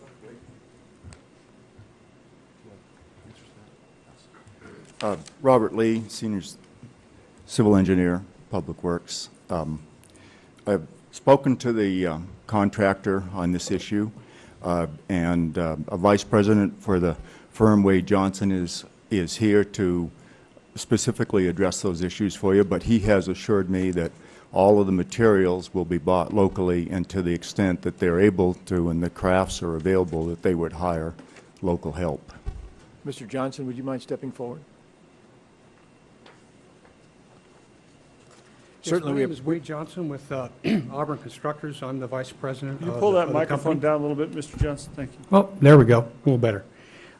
We are fully prepared to fulfill the obligations of the contract without exceptions. We are buying all of the materials local. Some of the local people are Grove Matson Industries, Annexter Wire and Cable. George T. Hall is the system integrator, will be doing our starter and panels for us. Bragg Crane will be supplying all of our portable generators. Emerson Testing will be doing all of our cable testing. MSE Engineering will be doing all of our seismic calculations and engineering per the specifications. The concrete will be provided by American Ready Mix, and the rebar will be from Northern Nevada Rebar. We expect to hire anywhere approximately about 4 to 5 electricians for the project once it gets started and once it gets going. So it's a $3.6 million project, and you've outlined and highlighted who the local contractors or subs are. What percentage of that is spent in this, of the $3.6 million, what percentage of that is spent here locally? The percentage is probably as high as 90%. 90? Locally, 90, yes. And you said 4 to 5 electricians. How many people will be working on the project? Approximately at its peak, probably around 10 people. We have all craftsmen. We're going to require carpentries. The majority of the work is electrical work, but we will have carpentry work going on, cement finishing, and things like that. Is your firm a union? No, sir. We are open shop. We're Open a merit shop? shop. Yes, we are. Okay, so you'll recruit local employees for the electricians and the carpenters? Yes, we will. Okay, thank you, Mr. Johnson. Thank you. That's all the questions I have, Mr. Any further Mayor. questions? Motions? Move to approve agenda item E3. Second.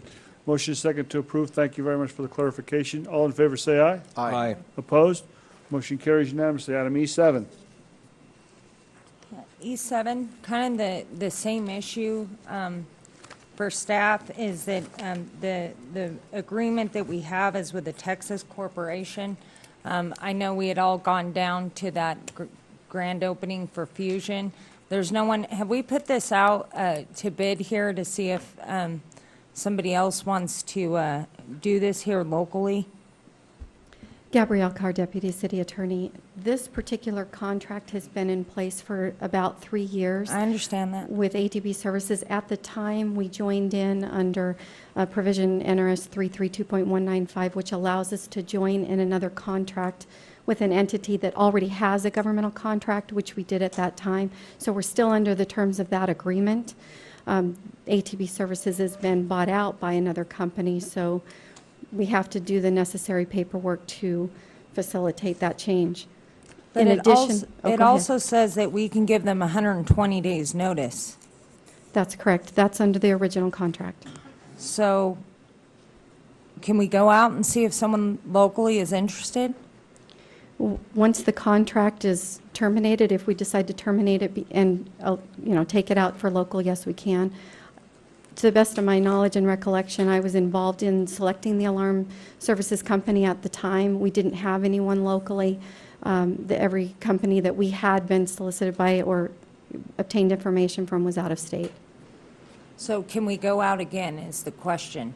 Currently- If we do this approval of the first amended agreement, would this prohibit us from going out and seeing if anyone locally is interested in this contract? At this time, it would, because we're within the 120 days. The contract normally would expire in February. We're within that, we're beyond the 120 days, if you want to state it that way. So we would have another year. Within the next year, though, before February of 2013, we could go out and put it out for bid at that time, giving them 120 days notice. But that wouldn't stop us from seeing if anybody else even does that work locally to see whether we would want to send that notice, I guess is what. That's what I'm saying. We just did that. I think that company Fusion does this kind of work. So I just want to go out there and see if there's someone who's local who's interested in doing this work. I don't see an issue with that from a legal perspective. So if we approve this today, then we can have staff research that as well? With the understanding that this contract is good for at least another year until February 2013. But in the meantime, if you want to see what other companies are out there to make the determination of whether or not you want to give the notice to terminate, then you can do that. Well, we'd put it on the tickler fire. We'd have to give them notice before December 1st of 2012. Correct. So not another year. It would be before then you'd have to give notice. So, but this today extends the agreement for a year, or we've missed that deadline? We've missed that deadline. Okay, so this is just an amendment. Yeah, I understand. Okay. This agreement lasts until 2014 if we don't do anything. 2013, yes. It's 2 Okay. years. Well, but it also applies for, it will automatically renew for two-year periods. Yeah. Unless we give notice. Right, so. Yeah, if staff could, though, find out if anyone's interested locally. Okay. So, all right, go ahead and move for approval. Second. Motion and a second. Any discussion? Yeah, just quickly, Mr. Mayor, Just wanted to clarify, we're under that unified contract, right? That we basically joined with other entities in order to get the best price. So I guess if we did terminate it, then we would be on our own searching for that service as opposed to collectively being as part of that. You cited the statute, which is we join in with other agencies to get a better price, right? Correct. Okay, all right. Have a motion and a second. All in favor, say aye. Aye. Opposed? Motion carries unanimously. Item E11. That's mine, Mr. Mayor. I talked to the city attorney. This is a request for a grant which would do some restoration of the slopes and drainage of Manzanita Canyon. My house is actually on Manzanita Canyon, so I needed to make that disclosure. And as I understand it, I can actually vote on this, but I do at least need to disclose. Tracy Chase, Reno City Attorney's Office. Yes, your disclosure is sufficient, and you can vote. This is going out and getting a application for a grant and giving the manager authority for a signature. That's my disclosure, Mr. Mayor. Yeah, and the purpose of this was to go to Tumwa and use their Truckee River Fund that the city of Reno really helped put in place so that, and the purpose for Tumwa, so people know, more people watch this than any others, is if there's erosion, it goes into the river and that hurts the water quality. Do I have a motion? Move to approve.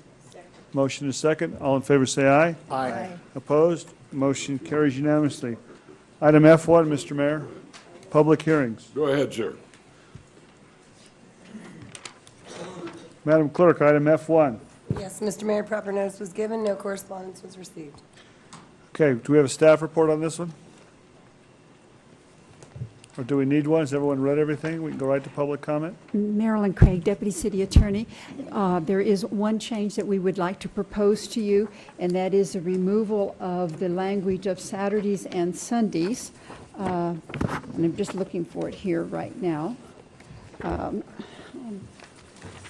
On page 69 at the top, where it says one temporary sign not exceeding 4 square feet in areas, the wording on Saturdays and Sundays was added.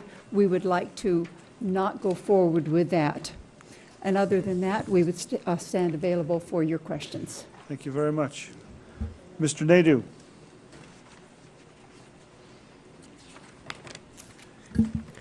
Good afternoon, Mr. Mayor and council members. Jim Naidu with Carrera, Nevada, on behalf of the Reno Sparks Association of Realtors. We supported this ordinance change when it first came before you in August. We kind of like that language, but subsequent to the passage, we had conversation with code enforcement and understand the issues that they're concerned about. And so we don't have a problem with the deletion of the particular language. We did have a concern with the Saturday and Sunday limitations. With that removed, we have no additional comments. We support. Very good. This is a public hearing. Anyone else in the public wish to make a statement at this time? Seeing none, I'll close the public hearing and bring it back to the table. Move to approve as amended. Just a quick from staff. Just quick clarification. As I understand it, based on these changes, people are not allowed to put their signs in the public right of way. The difference would be that with this change, you may be able to put a realtor sign, for example, can't be in the public right of way, but you can do that, and it's only for a period of 72 hours with this change. For the record, Bill Thomas, Community Development Director. The change that was mentioned does affect on-premises signs. Initially, we thought that the 72 hours was the limitation, but it wouldn't be. Actually, what it is the limitation would be that as long as they take the sign down in the evening and put it up when the sun rises, then that would be the controlling. That's limitation. Interest, yes. Okay, all right. That's all I have, Mr. Mayor. Have a motion and a second. All in favor say aye. Aye. Opposed? Motion carries unanimously. F2, Mr. Mayor? I'm sorry, F11. Okay. This is bill number 6779, an ordinance amending Reno Municipal Code, Title 18, Annexation and Land Development, Chapter 18.16, signs as follows. Section 18.16.201, regulated on-premise signs, to add the word "or" and correct punctuation. Section 18.16203, exempted on-premises permanent signs, in subsection 1 to correct the Nevada Revised Statute citation with respect to address numbers and residential name plates, and in subsection 5 to add the words "when located within commercial zones." Section 18.16301A8, on-premise signs prohibited, delete roof signs and correct punctuation. Section 18.16.502, temporary on-premise signs, delete subsection A1B2, delete in subsection A1D the words except as provided by this section, add in subsection A1E2 the words excluding all handbills as defined in RMC Chapter 8.24, add in subsection A2A12 the word and substitute in subsection A2A3 the words on Saturdays and Sundays for the words for a maximum of 8 days, delete A2C, and the last sentence of A, or in the alternative, add in subsection A2C the words including temporary off-premises advertising displays and other matters properly relating thereto. In all of that, did you put in the changes made by? As with the additional changes as set forth by Deputy City Attorney Marilyn Craig and previously authorized through the motion accepting the staff report as amended. Thank you. We have a motion second to refer. All in favor say aye. Aye. Opposed? Motion carries unanimously. Now item F2, Mr. Mayor. Item F, item F2. Madam Resolution- Secretary, all the notices have been sent. Yes, Mr. Mayor, no correspondence was received. Okay, no public comment. Now back to the table. Resolution number 7653, resolution authorizing a medium-term obligation in an amount of up to $1,688,500 for the purchase agreement with Secure Storage Technologies, LLC, with regard to Parking District 1 parking meter replacement for the purposes of financing certain outstanding obligations of the city, directing the officers of the city to forward materials to the Department of Taxation of the State of Nevada, and providing certain details in connection therewith. Yes, Mr. Fraza. Yeah, I have some questions on Section 3 of this resolution.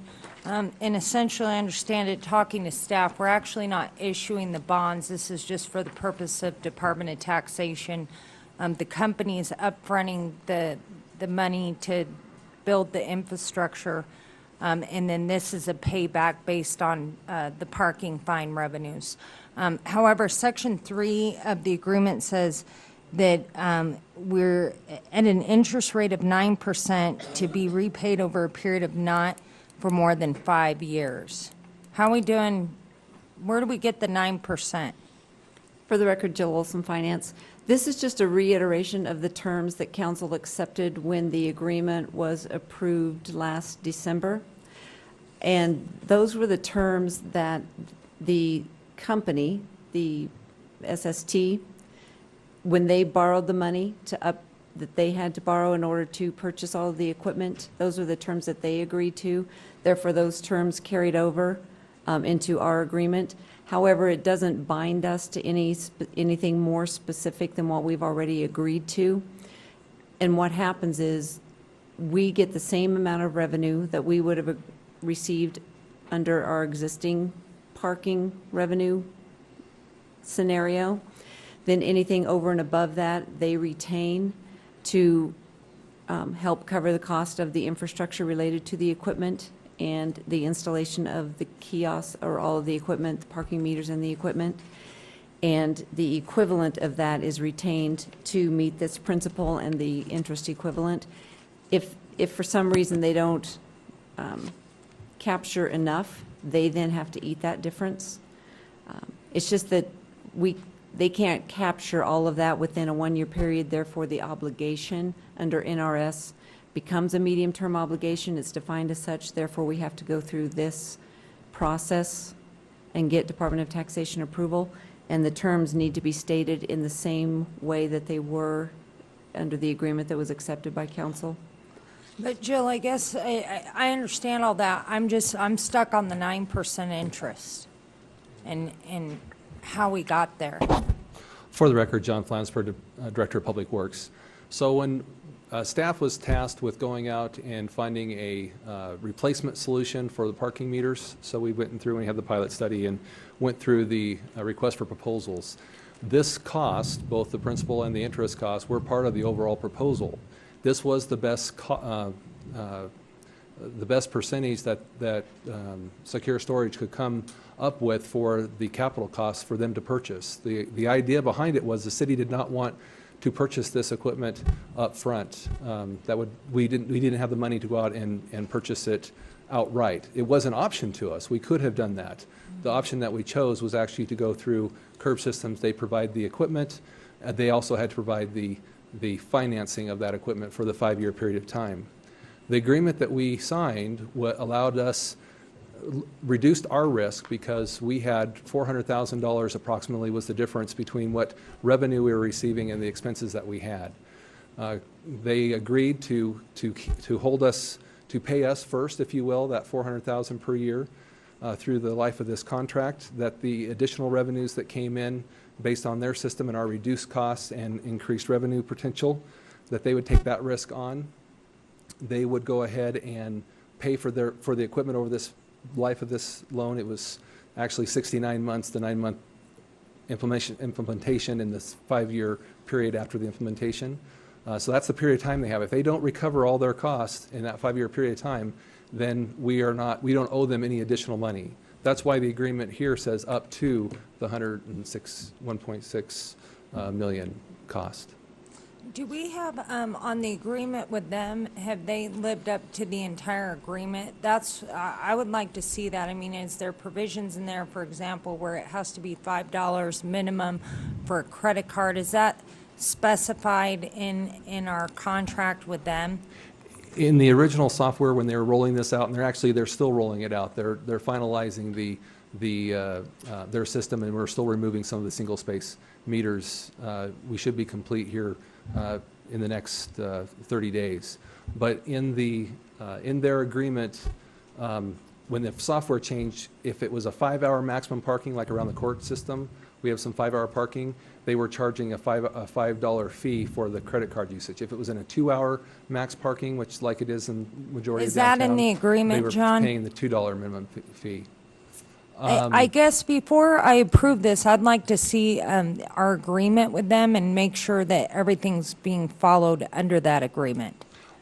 I would propose we bring back in January a presentation item and have them present, or we can do a presentation between staff and the company on the status of the rollout, and also give an opportunity for us to again, publicly talk about the changes. We have had a few glitches in the rollout and changes that have been made and improvements going forward.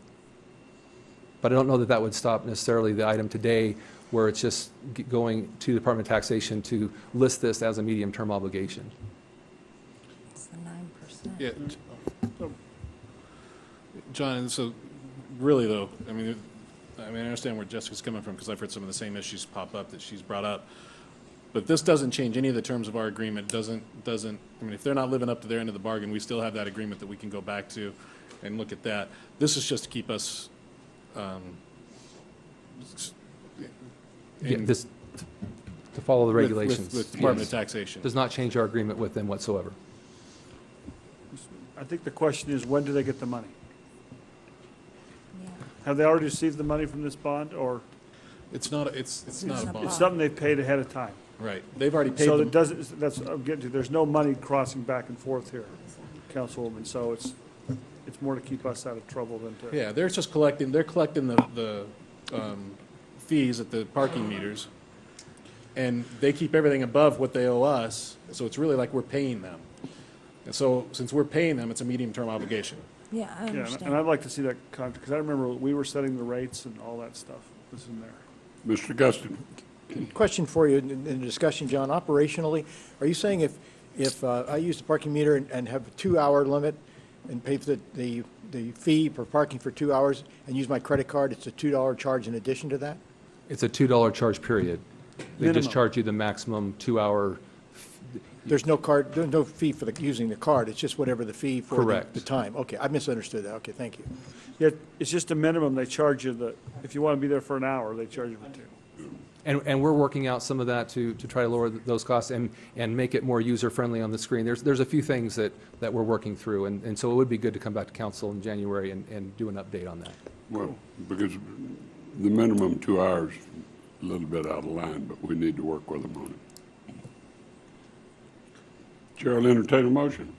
Move to approve? Have a motion, second. All in favor, say aye. Aye. Those that oppose, no. Motion carries unanimously. Item F3, I'm going to open it up. Madam Secretary, have all the notices have been sent? We already did that. We have to You already continue. did F3? Okay. We didn't open it and continue to it. Well, we couldn't because we were going to have to open it and continue it right now. But then we stayed in, We did it. Okay, good. We'll go down to G1. I think you did it. That didn't. Yes, I do too.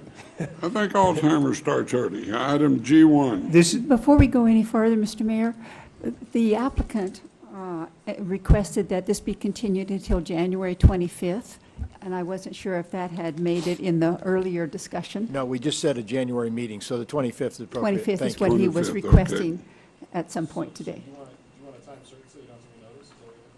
That would be wonderful if we have a time certain, so we'd have to renotice. Well, just a date is all we need. I thought when we did that, we did it for January 25th. No, we just said a January meeting, January, 20 or okay. 25th. That'd be fine. All right. So procedurally, do we need to reconsider Yes, this and we have and have a to new motion? reconsider and then we'll go. Okay, then a motion for reconsideration first, and then the motion next. Okay, I'll move to reconsider this agenda item, F3. Second. All in favor, say aye. Aye. Those opposed, no. Motion carries unanimously now. I will move to continue this agenda item till the January 25th, 2012 meeting. Thank you. All in favor, say aye. Aye. Those that oppose, no. Motion carries unanimously. All right, item G1, Mr. Lonnie Finster. This is ordinance number 6215, an ordinance amending Chapter 102 of the Reno Municipal Code, Section 1.02.010, entitled Ward Boundaries and the Official City Map by changing City of Reno ward boundaries on the official city map as required by the Reno City Charter and providing other matters properly relating thereto. Okay. Now, before we take action, Mr. Feimster. Put on my coat. You don't need to. Relax, Lonnie. I want to look as good as Mr. Azzi. You do that every day, Lonnie. Thank you again, Mr. Mayor, council members, for a couple of things. I do want to comment on the last meeting we had. A couple of things happened that impressed me. One, the council members reconsidered their vote. Number two, Councilman Iazzi stopped and talked to me for a very reasonable amount of time, and I think I got a better understanding of some things, and I was very surprised at some things he told me that might have influenced his opinion of me, but that's not germane to our issue today. So I wanted to address the Northeast Reno community and the NAACP proposal to not split it into 3 different districts. There are some other issues rather than just ethnic minorities regarding the proposal changes, and particularly I'm concerned with the number of comments I've heard of, and particularly in the blog by Brian Dugan for the RGJ about splitting up other communities. We have to balance the population, I understand that, but particularly in Northeast Reno, there is a very disproportionately low-income population, and looking at the census maps, which I did, and then the overall home values are considerably lower. Lower home ownership rates. I looked at the Realtors Association. They just set up a new website. I'm also a real estate broker, so I have access to a lot of data on that. But foreclosure rates are higher. The minority population, of course, is quite a bit higher and quite diverse in that area, and also historically discriminated against and recently immigrated populations.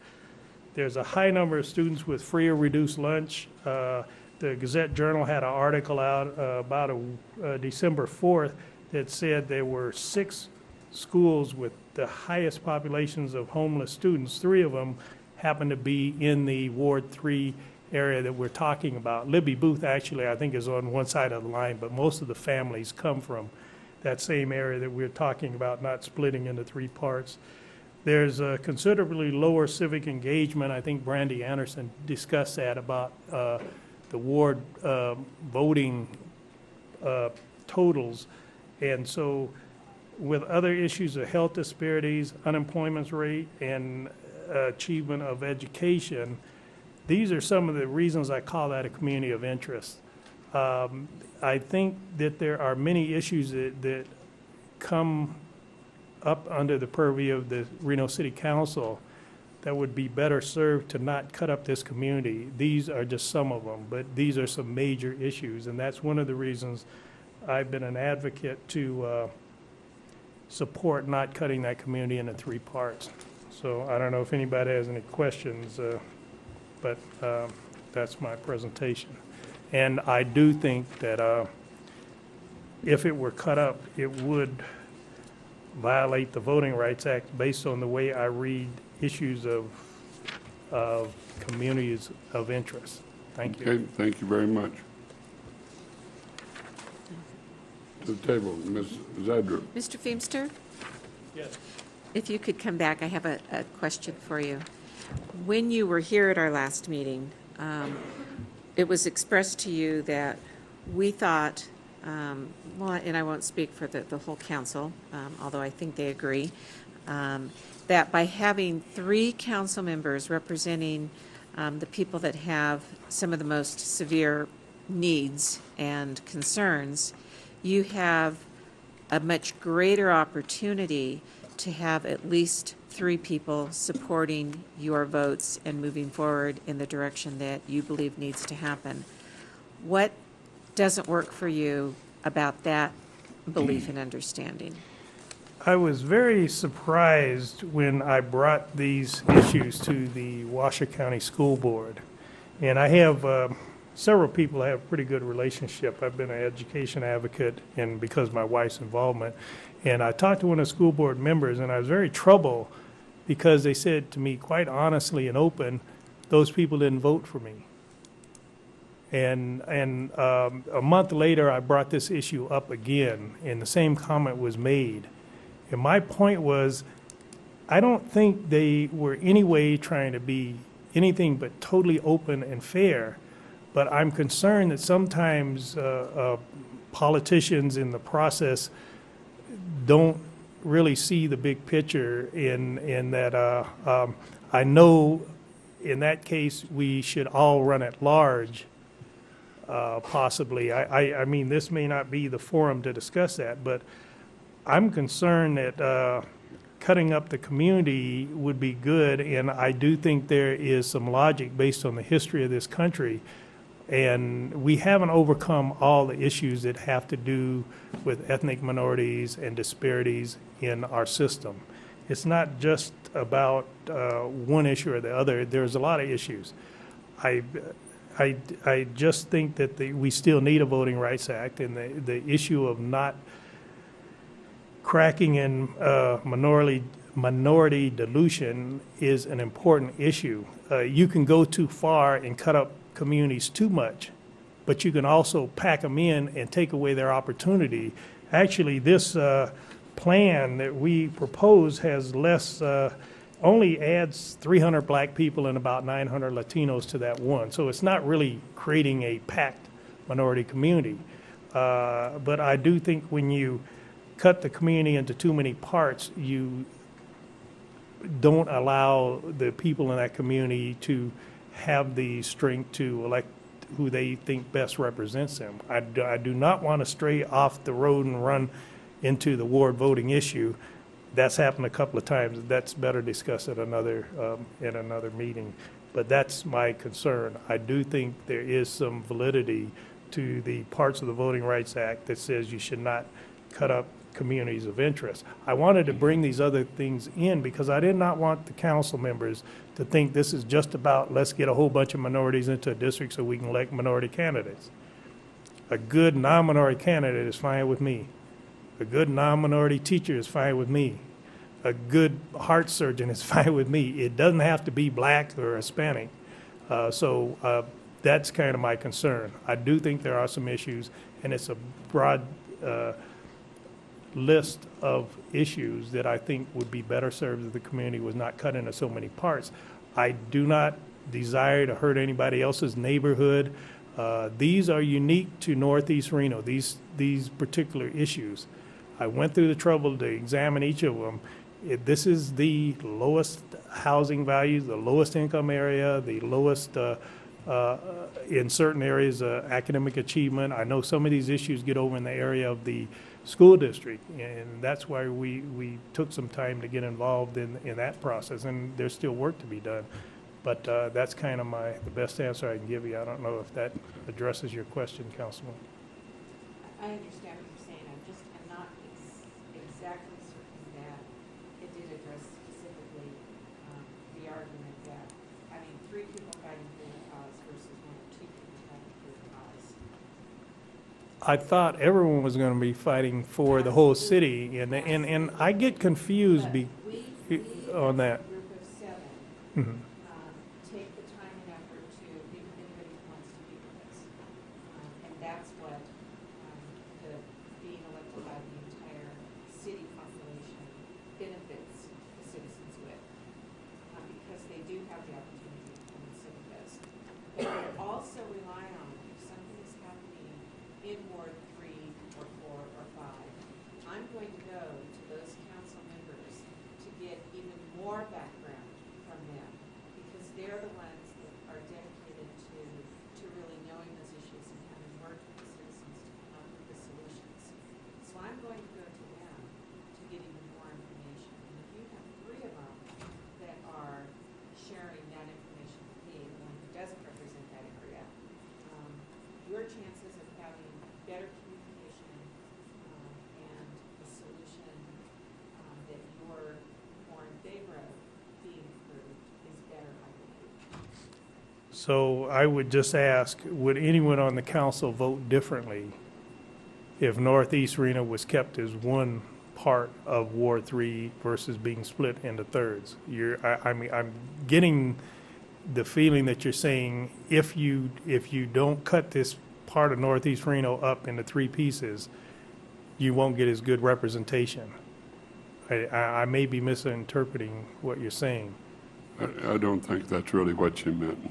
Okay, well, I mean, see, that's what I'm getting is, you're asking me, would it be better to have 3 representatives? That's really an answer I think you can answer better than I, and maybe some of the other council members. Okay. All right, anything else? Just to follow up on that, I think more importantly is I don't think it matters. I mean, we all represent those areas. I mean, everyone here is elected at large. So we all represent those areas. And I think that's what you've seen over in the Northeast is when there was an issue over there, the entire council got behind it. I mean, it's as a whole, this group addresses all the issues throughout the city. And if we see there's an issue in one area or another, it's addressed. So from my standpoint, I don't see the concern, I guess, is what I look at it. I look at it, and we've got to draw the line somewhere because of the mandate, and I don't see the concern.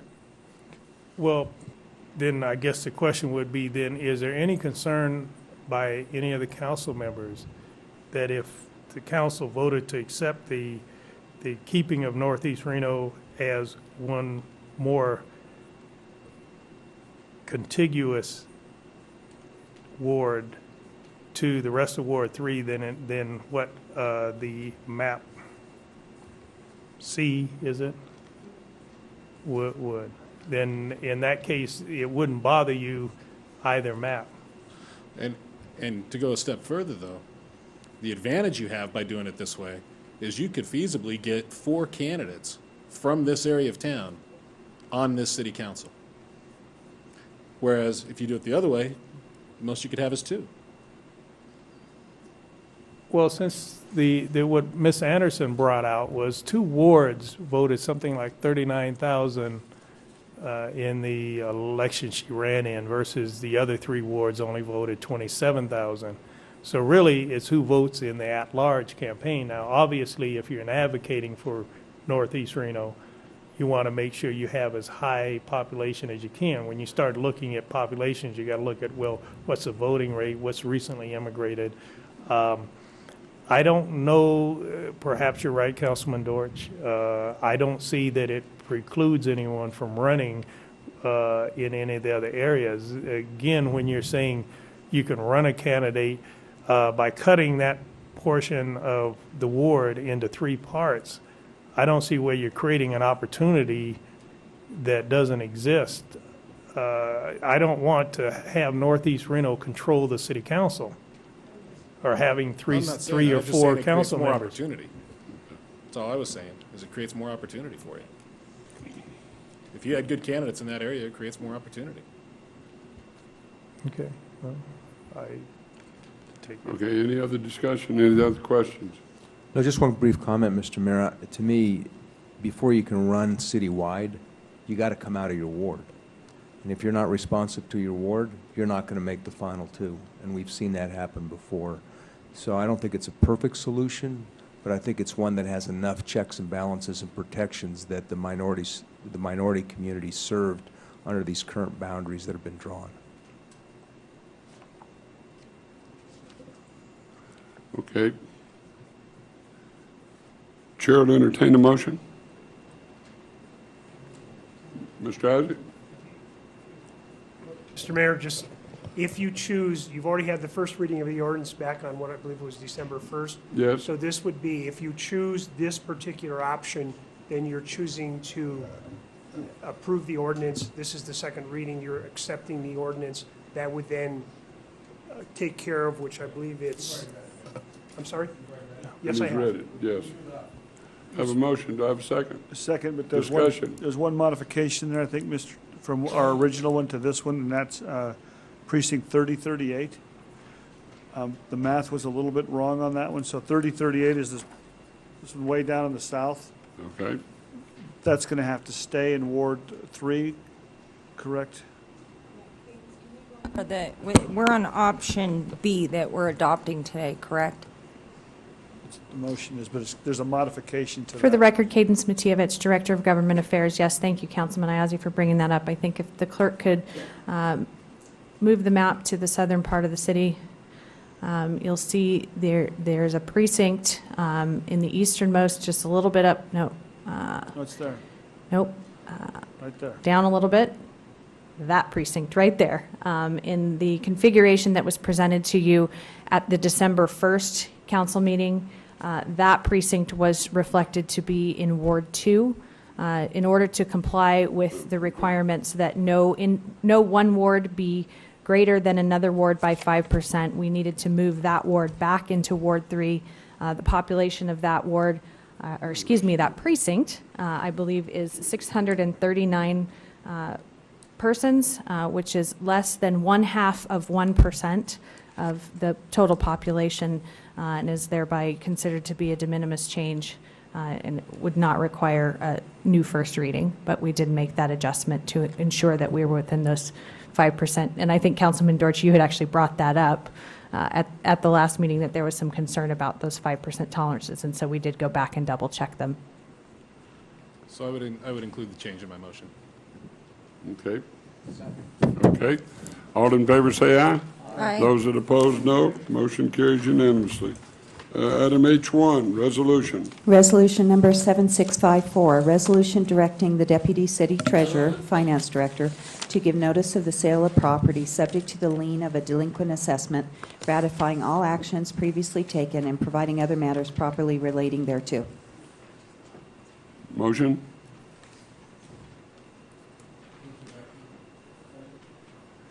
Have a motion, second. All in favor say aye. Aye. Those that oppose, no. Motion carries unanimously. Go to ordinances, I-1. This is Bill number 6780, an ordinance to amend Title 8, Chapter 8.23 of the Reno Municipal Code entitled Parks and Recreation to modify certain provisions relating to jurisdiction enforcement, hours of park and recreation facilities, park permits, camping, bathing, swimming, and wading, carrying dangerous weapons, diving and jumping into the Truckee River, parking lots, feeding of wildlife, prohibited conduct of persons attending athletic events, and other matters properly relating thereto. Motion? Have a motion, refer. second. Refer. All in favor say aye. Aye. Those that oppose, no. Motion carries unanimously. Item I-2. This is Bill number 6781, ordinance to amend Title V entitled Privileged Licenses, Permits, and Franchises, Chapter 8 entitled Pawnbrokers and Secondhand Dealers by adopting a moratorium on privileged business licenses for secondhand dealers dealing in precious metals and providing the moratorium shall be in effect for a initial period until April 25th, 2012, but subject to extension based upon City Council's determination after hearing and providing other matters properly relating thereto.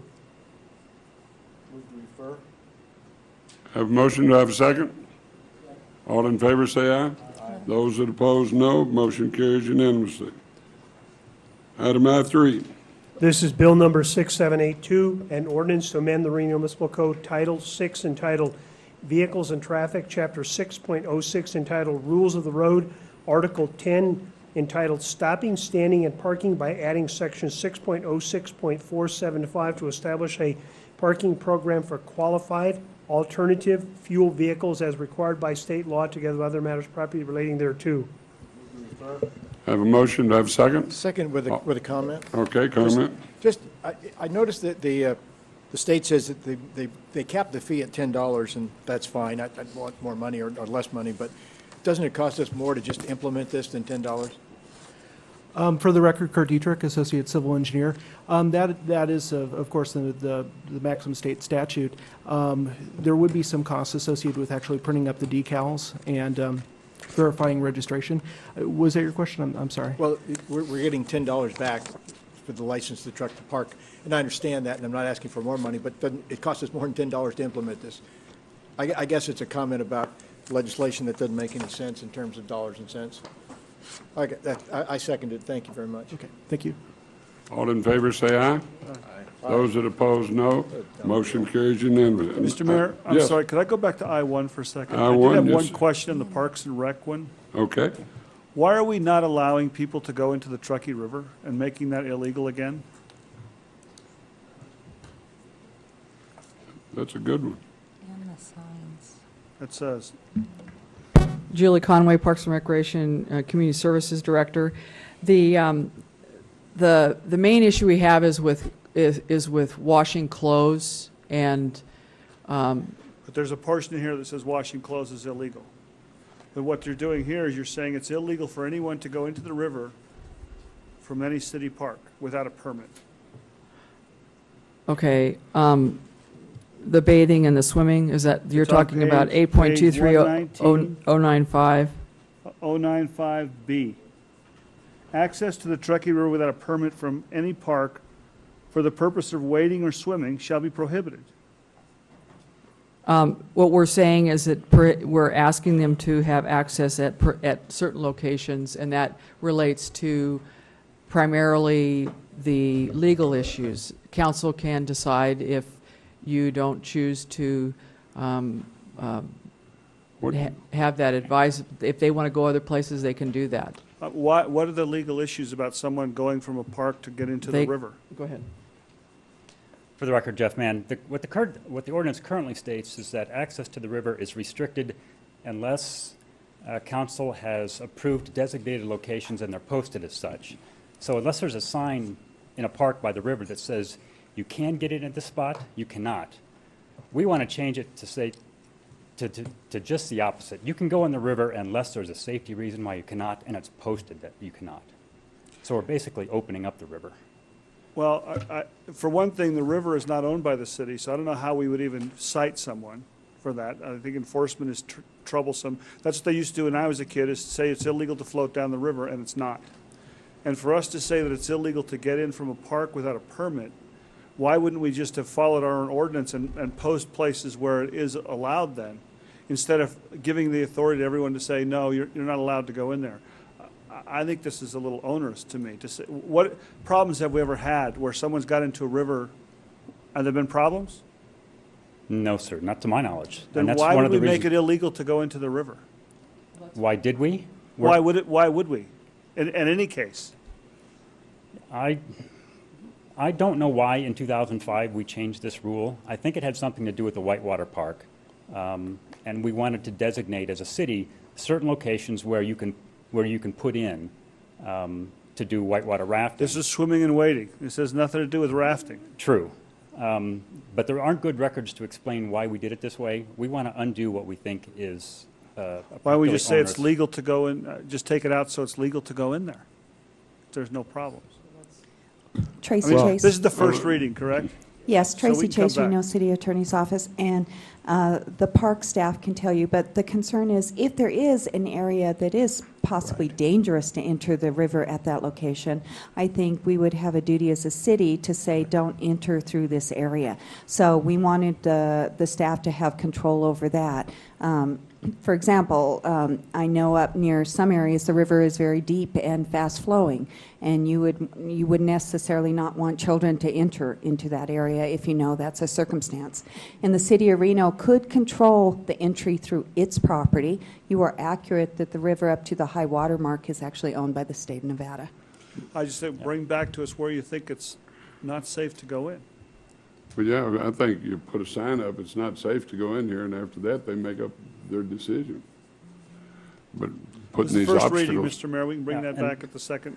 And Yeah. our intention for having it written this way is that locations where it may or may not be safe could change over time, and it could change quickly based on You the can types put of up signs access. as it changes.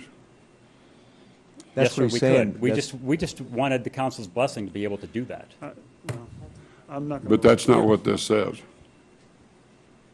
I guess I interpreted it differently. I thought they were allowing people to enter the river except those locations that could be hazardous if they entered there. That is Correct. what, That's that's the what we're intent.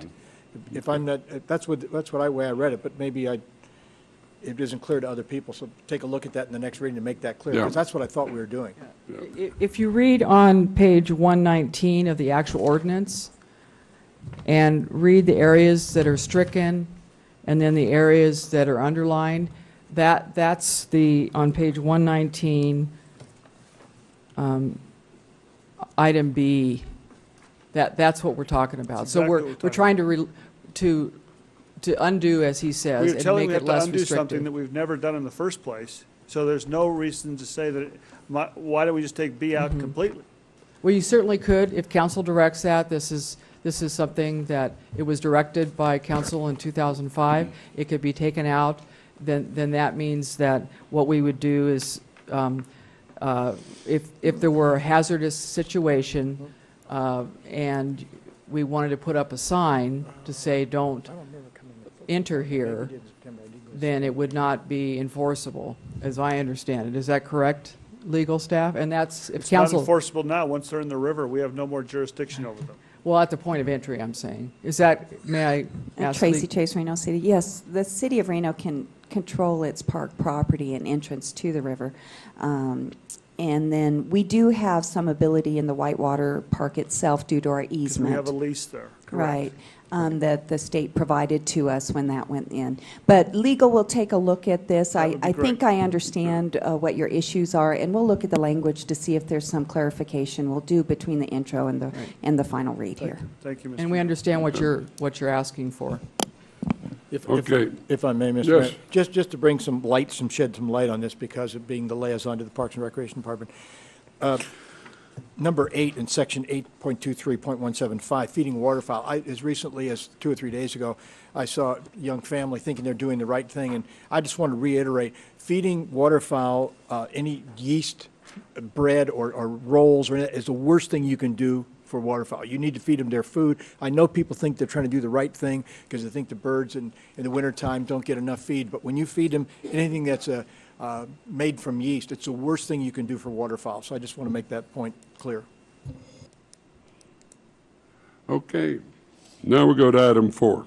I-4. This is bill number 6783, which is item I-4, an ordinance to amend the Reno Municipal Code Title 6 entitled Vehicles and Traffic, Chapter 6.08 entitled Parking Meters by amending 6.08.040 Operation of Parking Meters and 6.08.060 Violations, together with other matters properly relating thereto.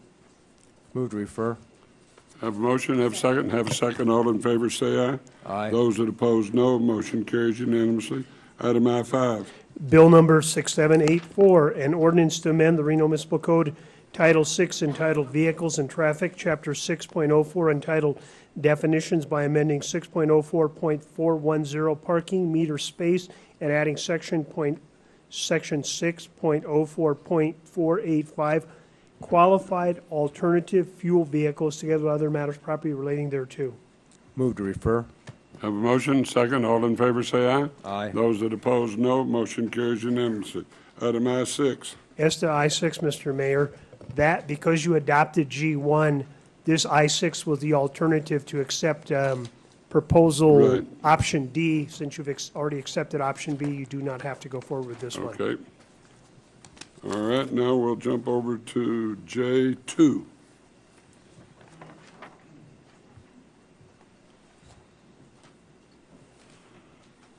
Public Works, we have an item on J2. You've got another one coming up over there.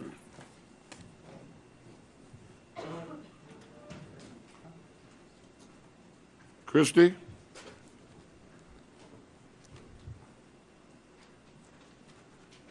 You know I butcher your name, Christie, so why don't you just come on up? For some reason, I didn't expect to go first. Well, I just made you first. Great. Identify thank you. yourself for the record. My name is Christy Chakarolu. I'm the Executive Director of Keep Truckee Meadows Beautiful, and I'm here representing the Illegal Dumping Task Force, which is a collaboration of entities that are concerned about illegal dumping in our area. And regarding this item, which we honestly don't know a whole lot about, we really just want to encourage the council and city staff to remember the recommended actions that the Illegal Dumping Task Force put out last year, and that was to encourage the local municipalities to institute monthly residential free dump weekends at the Sage and Stead Street transfer stations, curbside green waste collection, an enhanced recycling program, otherwise known as single stream, curbside bulky item pickup. And we really want to encourage the development of a dumpster fund to help fund dumpsters for cleanups, and also to encourage green waste recycling programs for landscaping companies, because green waste is a lot of the illegal dumping that we see in the communities. So in addition to looking at ways to prevent waste from getting out there, which, you know, the ease of properly disposing of items and the ease of recycling them, we also want to look at ways, if prevention doesn't work, we can get those cleaned up faster, and that's with the dumpster fund. So thank you. Thank you. Morgan, I can't make this a J or T, TR? Sorry about that. You're exactly right. My name is Morgan Tiar, and I am actually here on my own as a citizen of Reno and former owner of Eco Reno. I am an advocate for sustainability, social, environmental, and financial, and I think this is a critical thing that we need to focus on in our community. I think it would help with both social and financial in the future as well. Concerns or things that I would recommend is looking at the green waste option, as Christy just said, for residents as well as commercial, increasing commercial recycling options. And I would also wonder and ask, as long as we're talking about the local thing, is if this agreement is being open just to waste management, or if we're looking at other disposal companies as well. That's it. Thank you very much. Bill Von Phil?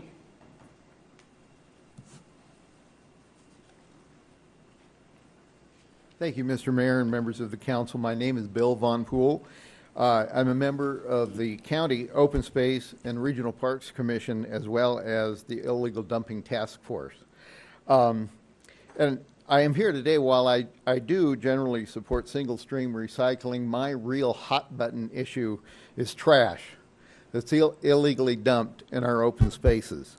Now, Waste Management's recycling proposal really hasn't been made public yet, but there is a reference in today's staff report to a provision in there that would allow a Waste Management residential customer in good standing to get a voucher, take their trash to a transfer station, and dump it at no charge. Wow, that would be wonderful. That really would. No more $18.53 fee at the transfer station. This would be a huge help to our community, I think, and certainly to those of us who occasionally soil our hands picking up other people's trash in our open spaces. This summer, I had occasion to attend a statewide illegal dumping coalition meeting in Las Vegas. And at that meeting, I met a guy who happened to be a vice president of a company called Republic Services. And they are the solid waste handler for Southern Nevada, like Waste Management is here. And Republic's franchise agreement does have a free dumping provision for residential customers, just like is being proposed here. That guy told me that that one program has virtually eliminated illegal residential dumping in Clark County. That's another wow. That's huge. They still have a problem down there with commercial dumping, but they're working on that. But if that could happen here, that would be tremendous. So I'm asking that whatever the franchise agreement with Waste Management turns out to be, but that one provision for cost-free dumping at transfer station for residential customers remain in that agreement. So thank you.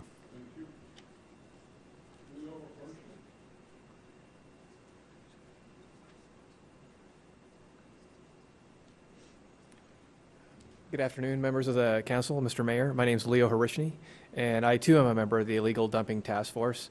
And the reason why I have been here before and why I got involved in more active civic participation is illegal dumping behind my house in Sun Valley.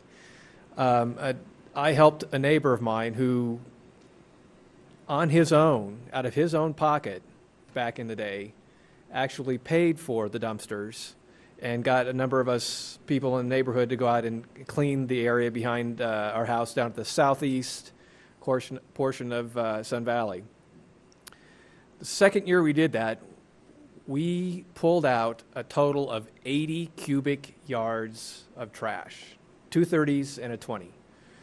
2 years subsequent, we were only pulling out 30 cubic yards, and thank goodness the last 3 or 4 years, we've been down to a pickup load worth of stuff within maybe half-mile, three-quarter square mile area of the open space behind our house. This does have direct financial impact on people. I support some of the issues here in the waste management agreement that you are proposed today. I have some concerns about the serious increase in rates. As much as I'd like to say, yeah, I'd like to keep it at the $1.25 level, I understand that may not be feasible, but I think the proposed rate increase is a little bit sufficient or insufficient. And I think, along with Bill, that measures that increase free, bulky item pickup are a good thing and to be supported, as well as commercial landscaping waste or commercial green waste, period. Thank you very much for your time. Thank you, sir. Dan Reeser. Mayor, members of the council, Dan Reeser, Lionel Sawyer, and Collins on behalf of Castaway Hauling.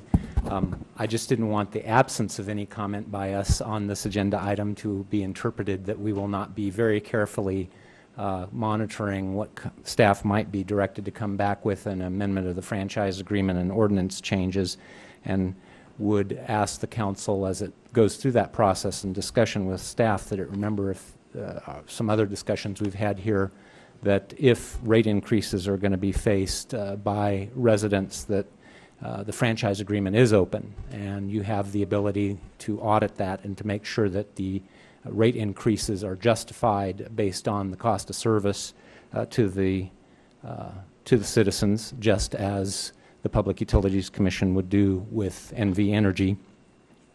And we also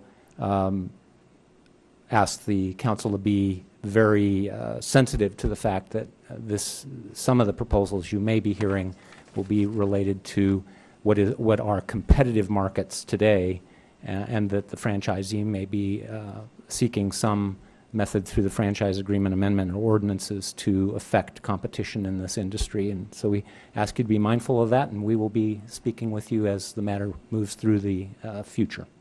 Thank you very much. No other public comment cards. I'll bring it back to the table for discussion. Excuse me, well, that presentation, I'm sorry. That's right. Thank you, Yes, Mayor and Council. Jason Geddes, Environmental Services Administrator, What you have in the packet is a summary of issues to date. We've been negotiating on the changes necessary to implement a single stream program as directed by the council.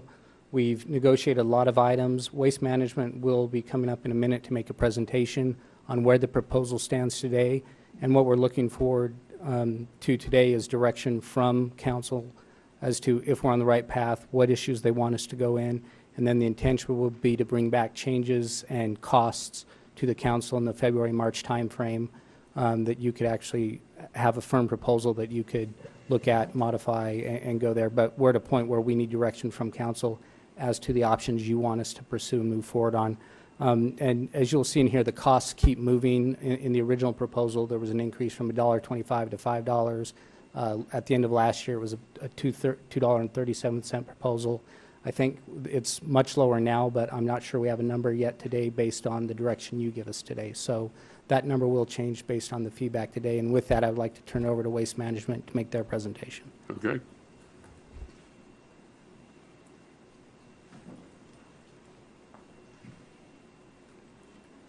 Mr. Mayor, Council, Mr. Manager, happy holidays. Greg Martinelli on behalf of Reno Disposal and Waste Management. Only 5 slides today. That's good. Make it short and sweet for you. Go to the next one. As Jason pointed out, we've been, and thank you to Manager Klinger for kind of focusing the direction on this. We've been talking about this for years, and we're finally down to an area where we can kind of talk about more specifics. We need a little direction from you on a couple of things of what we'd like to include. I've spoken to all of you over the past several years, and I've tried to capture what you've told me and come up with some ideas. None of this is cast in stone, and we'd be happy to work with it. So in trying to draw our focus, what we're trying to do here is we're trying to bring a world-class recycling operation to this city. From a development standpoint, there's actually large corporations that want to move here, and a question that they ask is, what kind of recycling do you do? We have an antiquated system. It's been in place since 1991, and we need to make some changes to it. We have a contract with you. It requires us to do things in a particular way, so we can't unilaterally go in and make those changes. So what we would like to do is we would like to containerize the waste stream. So in other words, we would provide various size containers to the customer base so that they could put their waste in those containers. The primary service levels are going to be what we've got there at the top. Now, for purely driving recycling, the sweet spot is that first bullet. 64-gallon cart for your garbage and a 96-gallon cart for your recyclables. If you can get everybody to do that and they're really using the recycling component, then we'll drive the recycling volumes. The second bullet is where the majority of the customer base is today. Probably 42,000 of the 62,000 customers are in that 96-gallon cart service level. What we would propose is to add an additional cart for the recycling. Now there's an asterisk after both of those service levels, and this is where we've tried to come up with, because a lot of the questions you folks have asked over the years is, what are we going to do about the excess? And most of you, when I've asked the question, well, how many times a year is that? And most of the time the response has been 5 or 6. So what I've got here, I took a shot at 8. So what the tags would provide would be that 4 times a year you can put out an additional 5 bags for each tag. It's just it'll have a sticky on it. You stick it to the bag and you put out 5 bags. And then you'd also get 4 vouchers for dumping at the transfer facilities anytime that you'd like. Now, if that needs to be 6 and 2 or 8 and 0 or whatever the arrangement would be, we're not set on anything. We're kind of asking for a little bit of guidance there.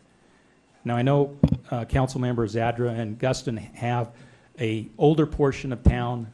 Their fall issues may not be manageable by this, and so we probably need to think a little bit about what we might do there.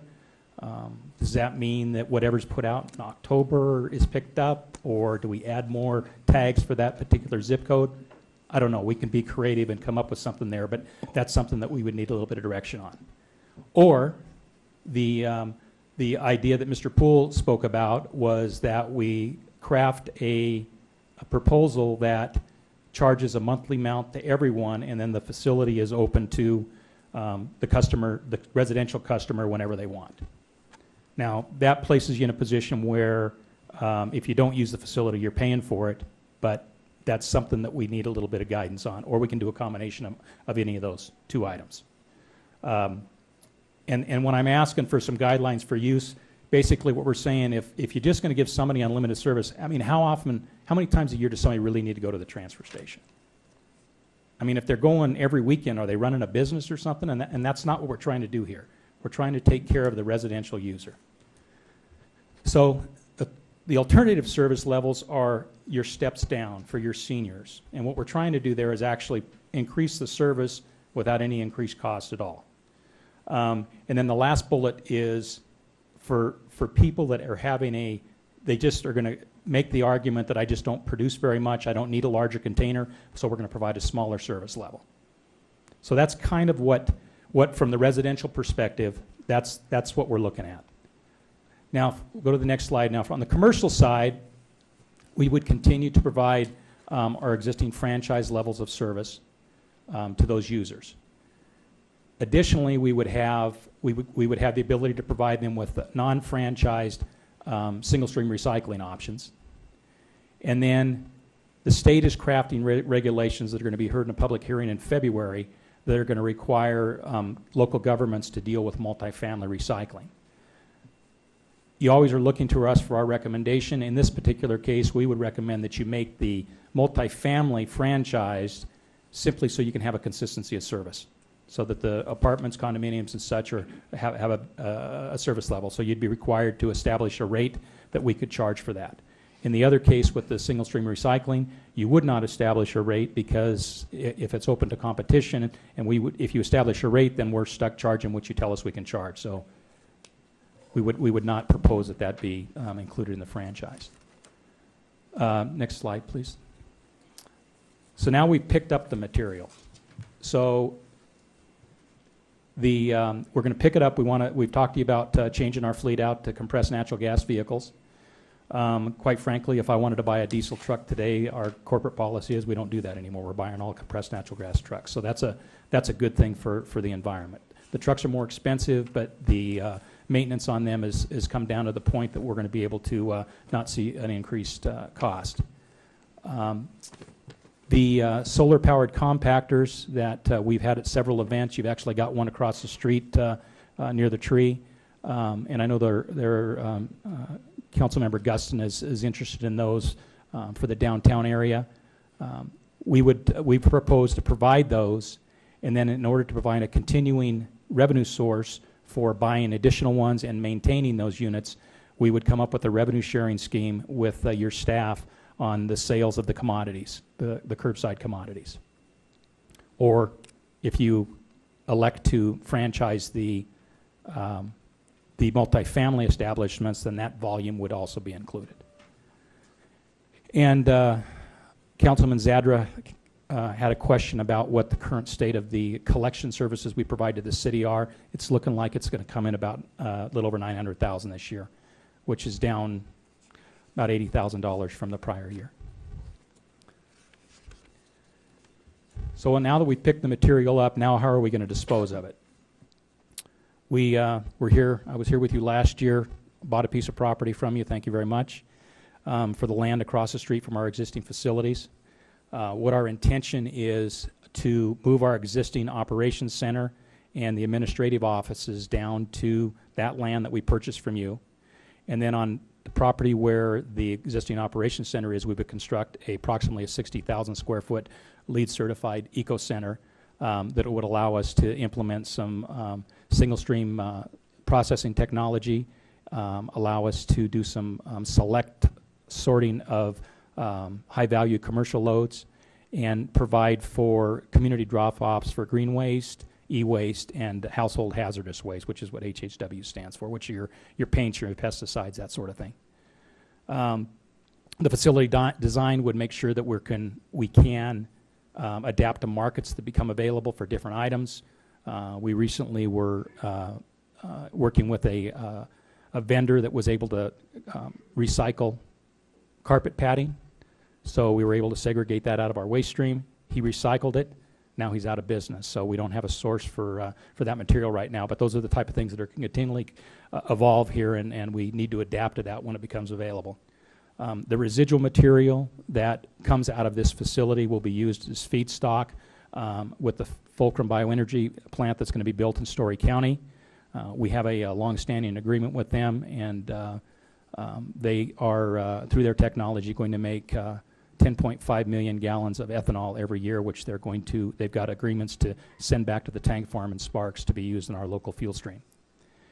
And also, in this particular thing, when I say your disposal operations, currently your public works folks use the landfill and transfer stations, and it looks like this year it's going to come in about $213,000. So those are included in any rate structure. So the last issue is are the things that we still need to work out with your staff. So we need to develop some solutions on some of the franchise violations that are eroding the commercial revenue stream. We've got a bad debt issue that continues to trouble us through November 30th. It's $1.1 million at 120 days, so it's real money. There's desires on both the city's part and our part to clean up some language issues in the agreement. There are some franchise services that are not really identified in the agreement that we need to establish some rates for that you would need to do for us. Green waste, we've had discussions about green waste. We've costed out a green waste program. It's expensive. Our recommendation is that we would tackle that a little bit later down the road, but we would provide green waste drop-off at the Eco Center. We need a little bit of guidance if you have any interest in pursuing a recycle bank, or thinkgreenfromhome.com is actually a mail back. You go online. If you want to recycle batteries, light bulbs, cell phones, you send a kit is sent to you. You place all your items in that, and you mail it back, and the disposal and everything's included in that particular cost. Recycle Bank is a partnership that Waste Management recently entered into, and essentially it's a rewards program. They've gone around and established some significant relationships with a lot of major vendors, and the way that there's several ways the program will work. What we would recommend is that the consumer would go onto the Recycle Bank website and sign up to be a participant, and then on a monthly basis we would provide recycling tons to Recycle Bank, and then the people that have signed up, we'll probably do it by zip code, would get credits for the amount of recycling that was done. So it's an effort to try and drive participation in the recycling program. And you get coupons for, you can go online, print off the coupon for, if you go to the store and you buy a Coke, it's $1 off, or a Best Buy, Bed Bath & Beyond, there's Starbucks, those type of things. So, Recycle Bank charges for that, and so it would be an additional fee. And if there's any interest in that, we can bring back that as one of a follow-up item. And then one of the items that was mentioned by your staff was Clean and Green. And Clean and Green was the cleanup program that you guys used to fund until the economy prevented there being any funding source for that. And so the question that I have for that in figuring out what you want is there a desire for that to be included into a rate? Is there a desire for there to be a fixed fee established for that? Would that take the place of the free dump week at Lockwood and the free quarterly dumps we have? Those are the type of things, if we know what your desire is, we can take the funds that are already allocated for that and send them to another program. So with that, Mr. Mayor, entertain any questions you might have.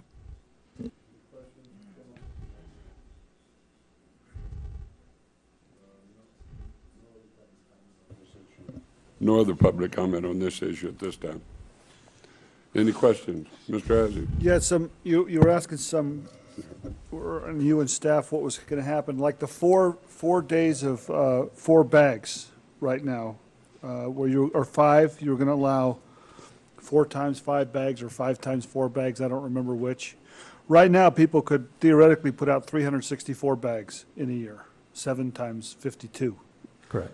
And you're proposing that goes down to 20.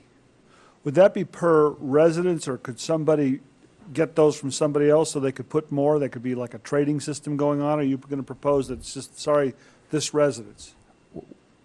What we've thought we would do there is that we would ask the consumer to request the tags from us.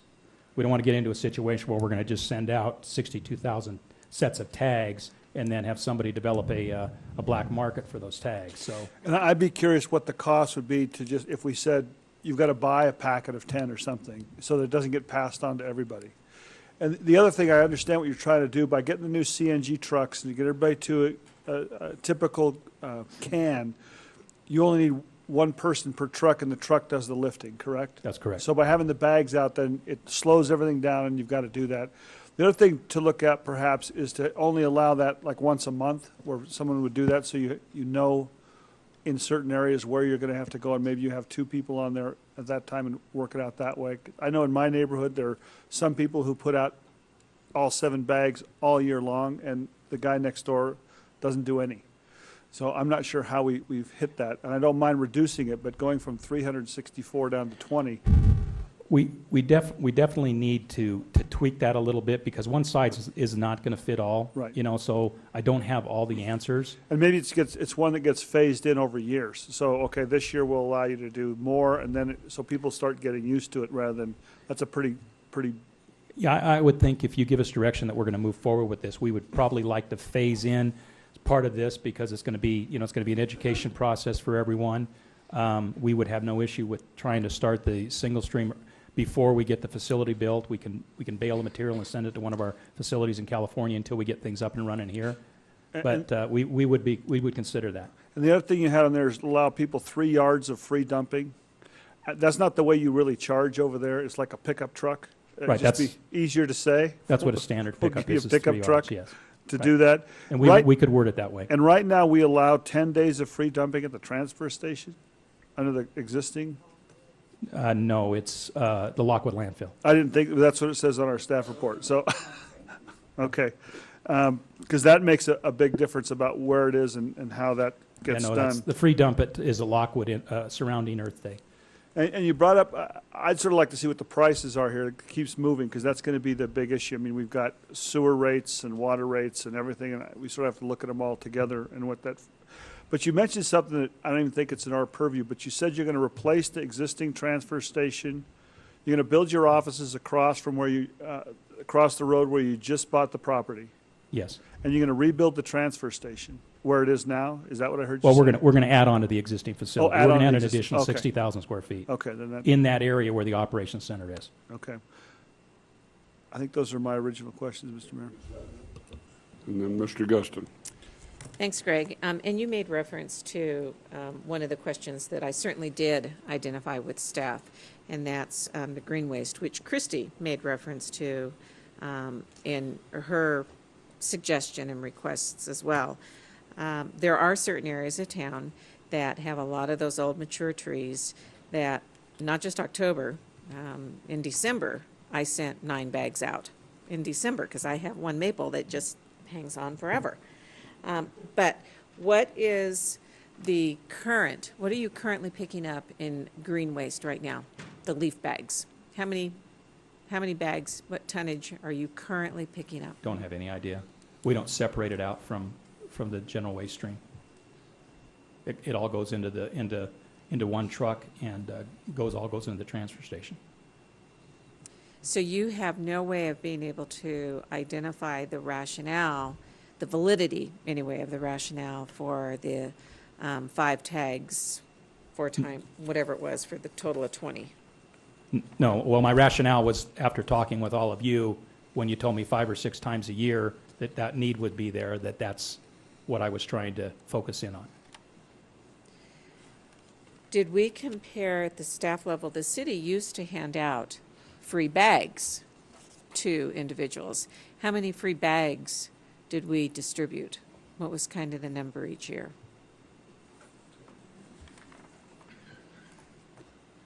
For the record, John Flansburgh, Public Works. We have been giving out free bags at the corporation yard. I believe it's 5 bags and then they can come back and get some additional bags, and we just track that. But as far as total number of bags, I want to say it's been under 500 bags this last year or two. So it's been dropping, actually, the number of bags that are given out. That's something that we're really going to need to work on. I I think- get a lot of people in those mature areas of town who have moved here from California, and they're accustomed to being able, of course, to just rake their stuff out into the street and it's picked up. And I'm fearful that that's what we're going to see. They're just going to, if they're going to have to start now paying for it, they're just going to rake it out into the street and hope that it blows to the next guy's house or whatever. So we really need to work on that. I think we might be able to back into that number for you, because we just did a green waste pilot up at Incline Village that we ran from May through October. So we might be able to go and take our volumes based on the participation level and kind of get an idea of what that might be. I mean, there are pine pine needles up there as opposed to leaves that we would have here, but we might be able to get a closer number for that. So we'll work on that for you. But I understand the issue, and we need to take those areas into consideration. And I think Christy did bring up some very good points. Some of them I'm not necessarily seeing having been addressed here, like the curbside, large size pickup, as well as landscape. You're not suggesting that that would be fully accommodated, at least as I interpreted what her expectation That would be one from of the Keep Truckee Meadows that would be Beautiful. one of the items on the last slide where I asked you to establish a rate for bulky waste pickup. Okay. And what about the free Saturday and Sunday dumping? That is one of the or options on the first slide. But it's for the one time, correct? Well, it would be, right now I just got it 4 tags, 4 vouchers. So if you wanted a voucher, you would call us and we would send you 4 vouchers for the year, and you could use them whenever you liked. And that gets back to my question, how many times is a homeowner going to use it? So if indeed we heard John say that there were individuals that would come and get 5, but come back and get additional number, would you allow that? I think in some areas, I think that's the easiest way to do it, instead of establishing a rate for additional tags. Although to answer Councilmember Ayazi's question, I think we need to have a rate for that if somebody wants to buy more tags. But for the high use areas that you're discussing, I think we need to come up with a solution that would resolve that. Okay. And where do you think the rate's going to come down? I mean, the 125, what's your feeling? It obviously has been all over the map. I mean, in 2008, we were at a horrendous number. I think that's why I'm here asking you for a little bit of direction as to what else do you want us to add here? Well, and that's why we're referring it back to staff to sit down with you to negotiate. Right. Well, we had a good conversation with them a couple weeks ago that brought us to this meeting, and we're getting a lot closer to where we were. Andrew spent some time with us, and it was a very, very productive meeting. It's just we just need a little bit more fine tuning on this as to how much do you want us to add to this? Do you want a laundry list of things that if you want it just unlimited dumping in, it's X? Do you want recycle bank? It's this. And we could give you a list like that, and you can pick and choose what you want to add. We're happy to do that. And I've received lots of calls and a few emails about why not free recycling, and we certainly heard it as one of our public comments today. Why not? Well, I don't know how you can spend upwards of $30 million and do it for free. It just, unfortunately, everything we do here has to be shipped out of this market. So, your costs are, if you're getting $150 a ton for cardboard, it's costing you $100 to process it and ship it somewhere else to sell. So there's the misconception that you're going to make all this money on recycling, but we don't have any in-use markets here. We have to ship everything everywhere. So that's why it's not free. And what's the profit level that you're looking at for covering plus profit? What's the percentage you're Well, looking at? we're regulated by the franchise to 8% on a 3-year rolling average. So if you choose to include all of this stuff under one umbrella, then that's what we would be restricted to. And we are the only entity that is, no, we're not the only entity that is not. Sparks is at that. We're not, and the county isn't as well, correct? What's that? At the cap. Sparks is not. The county and you, Incline Village are. Thank you. Mr. Guston. Thank you, Mr. Mayor. Well, it does appear that the staff and Waste Management have gotten together and talked and listened to one another, because there are a lot of options here. Obviously, a lot of column A and column B things. From the original staff report, I wanted to ask a question. It says here as a bullet item, reduce the number of routes due to more efficient trucks causing less wear and tear on public streets. Still have the same amount of homes and the same amount of streets. What is that referring to? We're not going to have as many trucks. We're servicing about 80 homes an hour with the trucks we have today. With an automated truck, you can serve upwards of 100 to 115. So you're not reducing the number of routes. You still have the same amount of routes, but you just have, through the automation of the truck with a one driver, you can do it quicker, is what you're saying. We would actually have less trucks, because we're picking up, instead of 80 an hour, we're picking up over 100 an hour. So that's where your efficiency comes in. You're probably, I don't remember off the top of my head what the route reduction was, but it was several routes, 6, I think.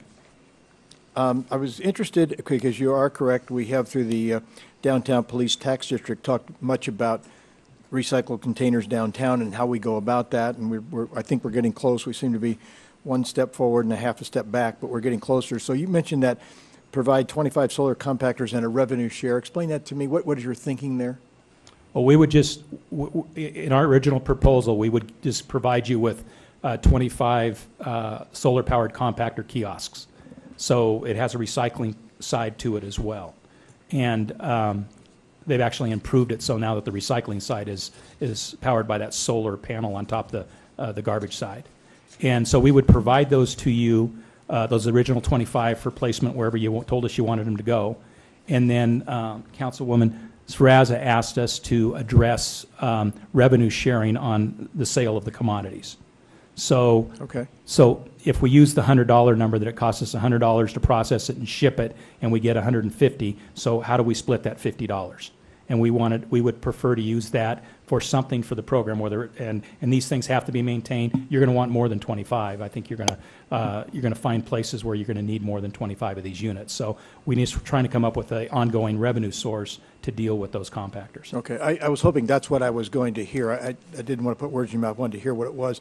One of the things that is of concern, we talked about recycling, and I don't remember how you phrased it, Mr. Martinelli, but different areas. But one of the concerns right now, and I don't think, I've never heard anybody in local government or federal government talking about how we're going to dispose of the new light bulbs with the mercury in them. How is that going to be put in a recycling bin, or is that a separate thing, or how are we going to do that? Because I think people are, I'm not sure how many people are aware of that, but those that are aware of it might want to not do it in the right way. So how are we going to help that or avoid that? The mail order thing I made reference to recycles all of that stuff safely. In order for it to get the light bulbs, it comes in a vapor sealed container. You place those in there and you seal it back up and you send it, and then they're recycled responsibly. But most of the time, quite frankly, what we find, we just find them in the container. The fluorescent tubes are getting broken in somebody's container, or they just throw the light bulbs away. Unless they're going to Home Depot or Lowe's, they have recycling bins there if you're going to replace them, that you can recycle them at those locations. Okay, and again, the staff report, you amplified that with the presentation you made about community drop-off locations for green waste and free dump, et cetera, and looking for where that's going to go. Well, we talked a little bit about what the charge is going to be between, what was it, $1.25 and $5, somewhere in that range.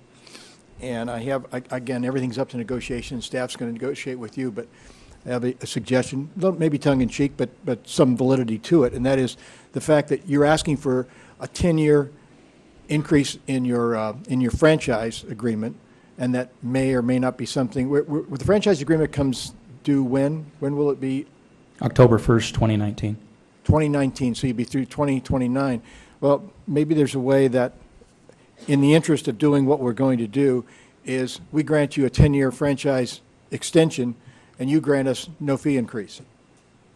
You don't have to answer that, but I think that I want to put that on the table at least. I mean, there are a lot of components of what you have here. And certainly, they do cost money. I understand that. But there may be some halfway between that, and the franchise agreement obviously is something that is very valuable to you. It's very valuable to the city, and there may be an ability, even if it's only a minimal increase, but I think maybe we tie the increase in the franchise fee to the longevity you're talking about. So thank you very much. That's the way we're working on. We were going to bring you an 8, 10, and 12, not 25 like was in the paper this morning. That hasn't even been discussed. I didn't see that. Okay. Mayor didn't loan me his glasses. I did not see. Mr. Hashef. On the discount for the seniors, is it restricted as it indicates in your presentation, or is there flexibility there? Why 70 and older as opposed to 60? And it seems like it's restricted to 35 gallons on the garbage and 64 on the recycling. Can we, what share of that, Mark? How do we reach most seniors? Do we need to change that to something else to basically provide the discount? Well, I think that the reason we picked 70 is because people are living longer, and there's more and more folks that would, if we use 60 or 62, then there'd be more people in that lower cost range. 55. You're there? I like the 70 myself. Actually, I agree with you, Mr. Mayor, for once, but. But we could look at 65, but that's what staff can negotiate. Excuse me, Mr. Hashef. That's we were just trying to come back with. Yeah, I'm trying to figure out if we use this bullet here, how many people are you actually going to reach? And is it limited to 35 gallon on the garbage and 64 on the recycling? What happens if you have a senior that's using the 96 gallon recycling bin? So in other words, have a discounted rate if they want the larger service? Right. Okay. And it indicates in staff report 20%. Is that what you're looking at, is 20% would be the discount? Actually, we're just trying to keep that rate right where it is today, which already has a discount in it. So, And what is that discount, though, today? I don't know. It seems to me it's like it's around $11, I think, is what the senior rate is today. Okay. And then on the 4 tags, so let's say I put out 3 bags. Do I use one of my 4 tags because I haven't reached 5? Yes. Yeah. So whatever you'd put out, you would use that. So then maybe you'd go next door to Dave's and get his 2 bags, and you could then get your 5. Okay. All right. And again, you said there's flexibility in all of these, sure. right? Yeah. We just want, send it. I don't expect you to give me an answer. I just, it's something we would like to have discussion with your staff on and have you give us some guidance as to what we want. And then the free dump vouchers versus the clean and green, they're not mutually exclusive. You could do a variety of those, correct? Because it looked like in your presentation. The clean and green is a separate, in the past, you guys have sponsored that. Correct. We provided you a discounted rate for the containers, and it was probably about $8,000 a ward every time we did it. So in some years we did 2 a year, some years we did 1 a year. So what I'm asking is what your expectation is for that, and how often would you want to do it? It's hard to cost it without knowing what we can get you a number easily, but how many?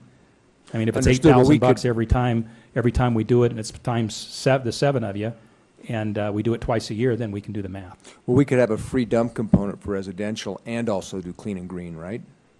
Can we do them both?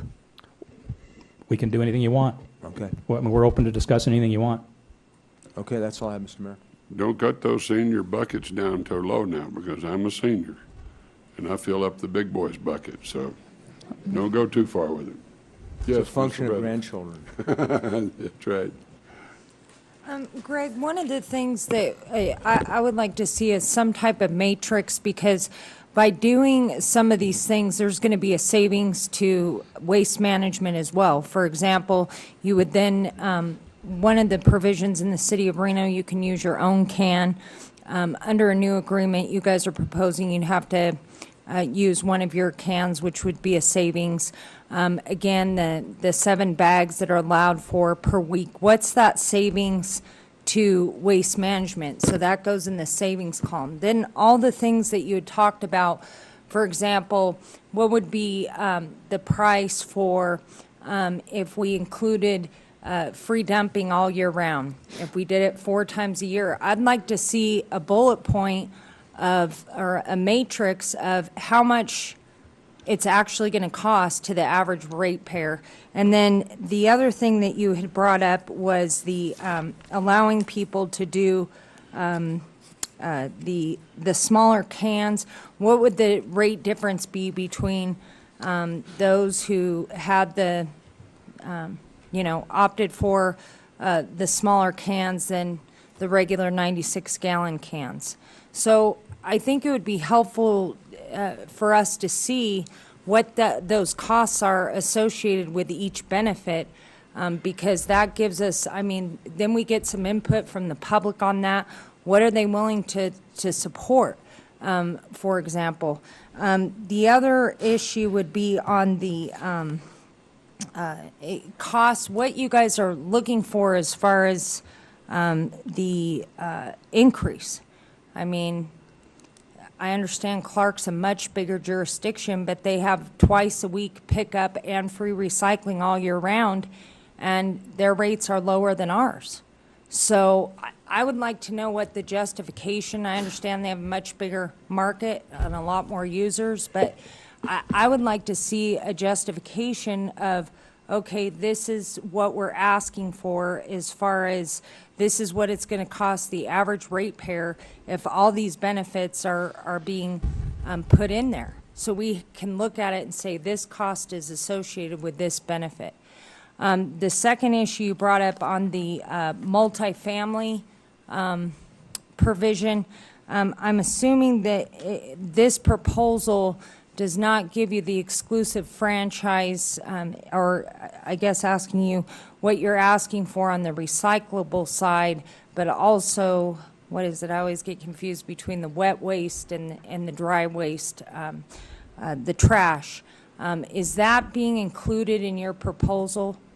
No.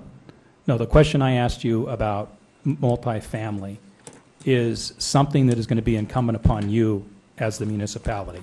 You're going to have, and Jason pointed this out to me, there's no sanctions listed in the proposed regulations if you don't do it. But right now, there's no requirement to provide recycling to multifamily. And the state regulations are going to require municipalities to do that. So what you would do is that you would require you could require us to provide that service. So, but I'm not proposing one way or the other. If we did, in order to provide a consistency of service, if you franchised it, then you'd be telling us exactly what to provide and what to charge. If you decide to leave it open market and non-franchised, then the rates and the service levels would be subject to the preference of the multifamily establishment. So, and then getting back, I think Councilman Guston on the extension of the franchise for 0% cost. I just want to see all that analyzed, and again, what the cost, essentially like a menu of services, no different than cable or anything else, of how much those services are cost to, because maybe people will support a certain threshold as far as that rate, but above that, they may not. And I've talked to you about this before, what those costs would actually be to do so. But I do have concerns about providing some services to certain people in the city and saying, okay, this group of neighbors can have 20 bags at this time of year, and then other people, can only have 5 bags. I would like it to stay consistent with all the ratepayers, because maybe someone during that time of year wants to put out, more trash as well. I just have a problem separating the neighborhoods out and saying, okay, this group of people, you can have your more tags than this group of people. Understood. Mr. Isaac. Just a couple follow-up on the questions.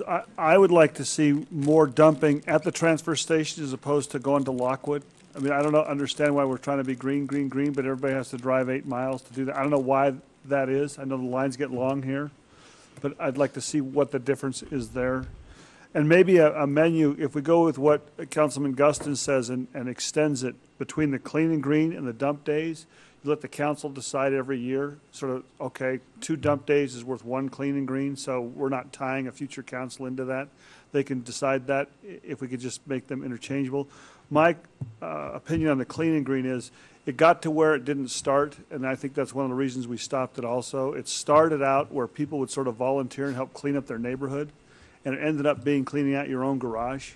So it sort of morphed into that. Maybe there'll be a time when we go back to trying to clean up the streets again as volunteers. And so I don't really need clean and green anymore in the next few years, in my opinion. But a future council might want to. So if you could interchange that and let the future councils decide every year or something whether they wanted to do that. And on the bags, I think that's going to be honestly one of the toughest issues we deal with. And from what Councilman Dortch, I think, said this about the number of bags. No, was he? But maybe you just have 1 tag per bag instead of for 5 in case you don't have enough. Okay, you put a red tag on it or something and say, I'm going to get, I think we should start with more and maybe phase out, but you can order 100 of them for the year and then you just have to have 1 in every bag. I don't know how to do that. I think to help you out is we might say that just like we do with recycling now, we're only going to pick those bags up every 2 weeks. So you know a little bit more how you schedule your personnel, what's going to be out there. And those would be my comments. Okay, any other comments now? Just a couple of quick follow-up comments. And do you work with us and with the Keep Truckee Meadows when it comes to phone books? Yes. I did talk to the man from AT&T a couple of years ago, and that is a real important function for AT&T and for the Urban Forestry Commission, and being liaison to that. The Urban Forestry Commission is really important because we have so many trees. We have a tree city designation. All I want to do is underline the fact that the gentleman from AT&T told me that if it's ever in a recyclable, it needs to be dry recycling. Is that what you call it? Or it can't be mixed with everything else, the phone books. Otherwise, they say the paper is useless to them. So you probably already know that, but to reiterate that. And I guess that was really the only point I wanted to bring up. So, Mr. Dortch. Yeah, thank you, Mr. Mayor. I'm assuming that we're not reinventing the wheel here. I mean, I'm assuming that you've got this process going on in other communities. And so what I'd like to see is how they're doing it and how they're making it work. You know, I mean, I agree with Dave. I think probably the biggest issue is going to be how do we deal with, you know, bags of grass and leaves and, you know, those types of things. But I'm sure that it's being managed elsewhere. And I'm just kind of curious as to how that's happening. And then I'm assuming that, based on what your presentation, that your expenses are going to go down on the residential pickup. If you're cutting down your labor, I mean, so I'm assuming that your expenses will go down on residential. And I know that commercial has always been subsidizing residential in this community. Will we close that gap some in moving forward with this? Yeah, you should be able to, because we haven't even thought about loading any increased cost onto the commercial side. I mean, I think they're paying more than their fair share already. So we should see some decrease. What ends up happening is how much are these add-ons? I mean, well, yeah, that's why I like the idea of the menu. Yeah. Because, I mean, you can come in and say, okay, if all we do is move forward with, you know, the recycling, and we keep the residential, you know, where you can actually do it with one person, then come in and pick it up. We don't add anything else on. We can see what that cost is, and then we can add on based on, you know, what Jessica was saying as far as the menu goes. We can pick and choose what we want to add on to that.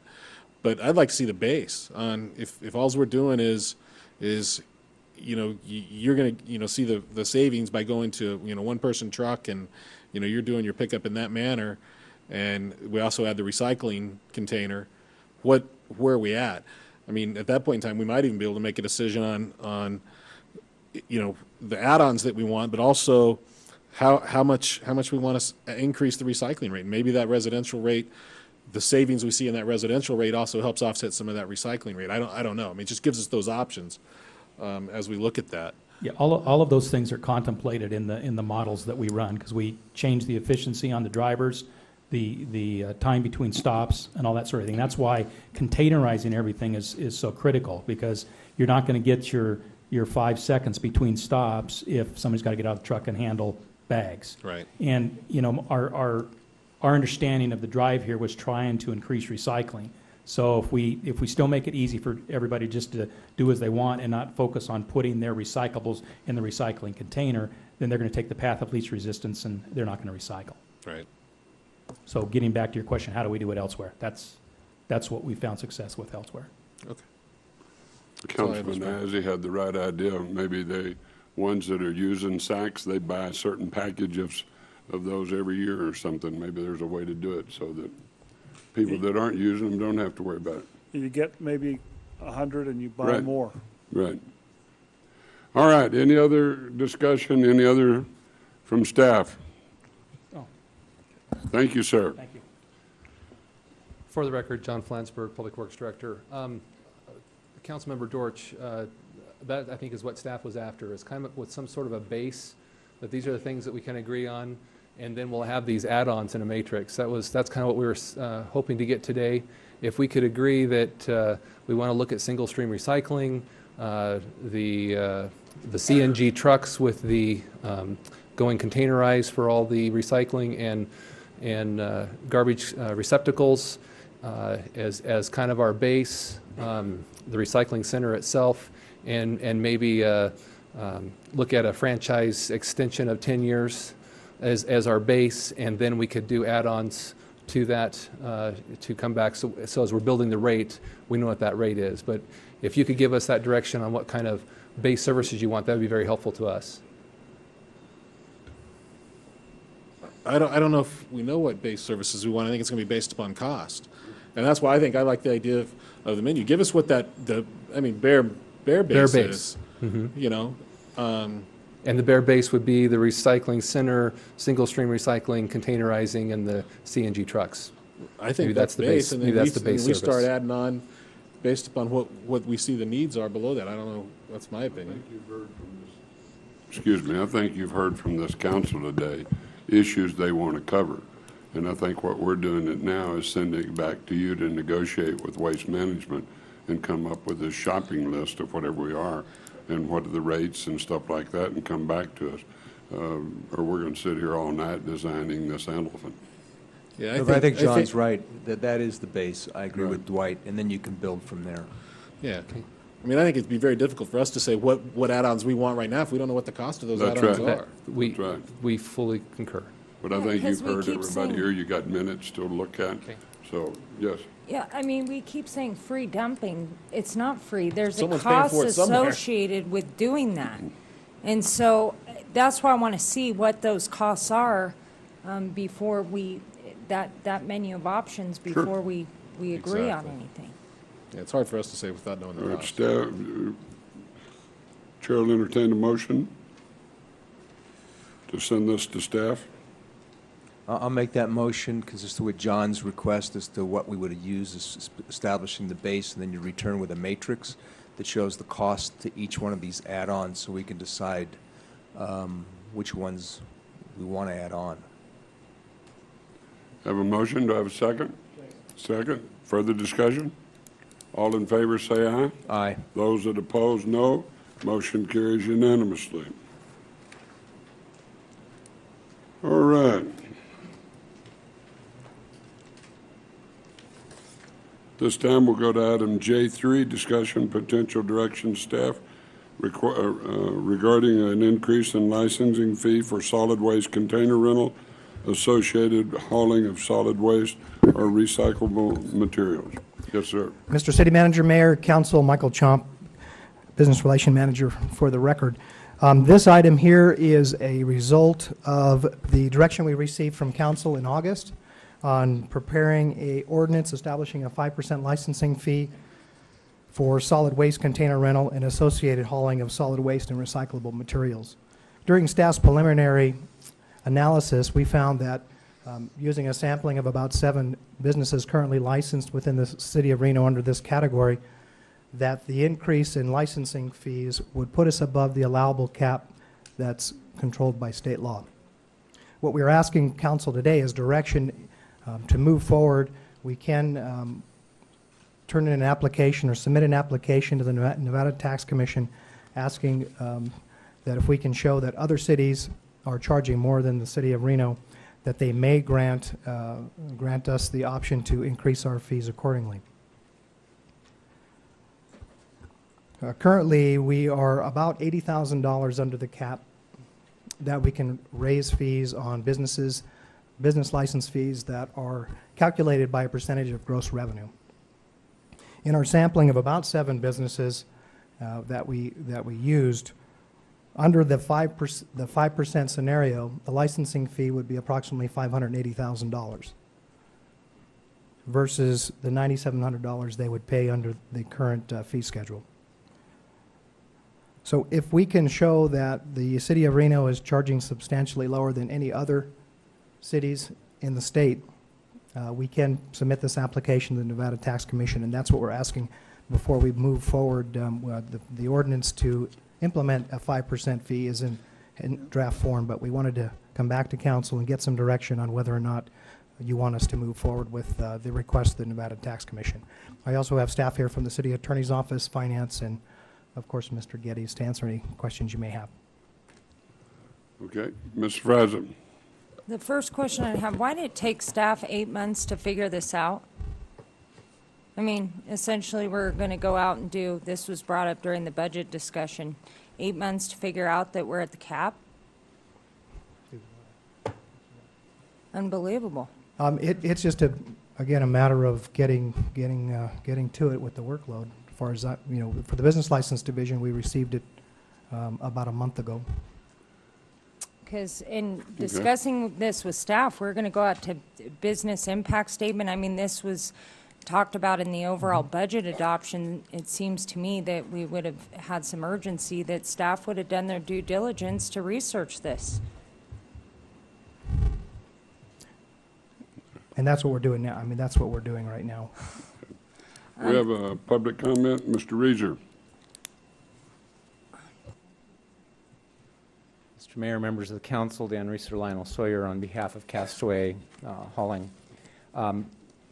We would endorse the council authorizing staff to move forward, but we want to make a suggestion with deference to the staff. We've had some discussions with Mr. Chomp, and he has perhaps had discussions with the city attorney, I don't know yet, on an alternative analysis. And all I would suggest to the council and maybe the staff is, I'm not sure you need to go to the Department of Tax and ask for permission unless they tell you that they believe that the ordinance that we have proposed to you about a year ago is subject to the Chapter 354 limitation. We have proposed that you adopt, pursuant to both your business licensing and pursuant to 444A, which is part of NRS, which gives to municipalities the ability to adopt policies that promote recycling. We've suggested that this be moved from your Title IV general licensing, that you do away with that for these types of businesses.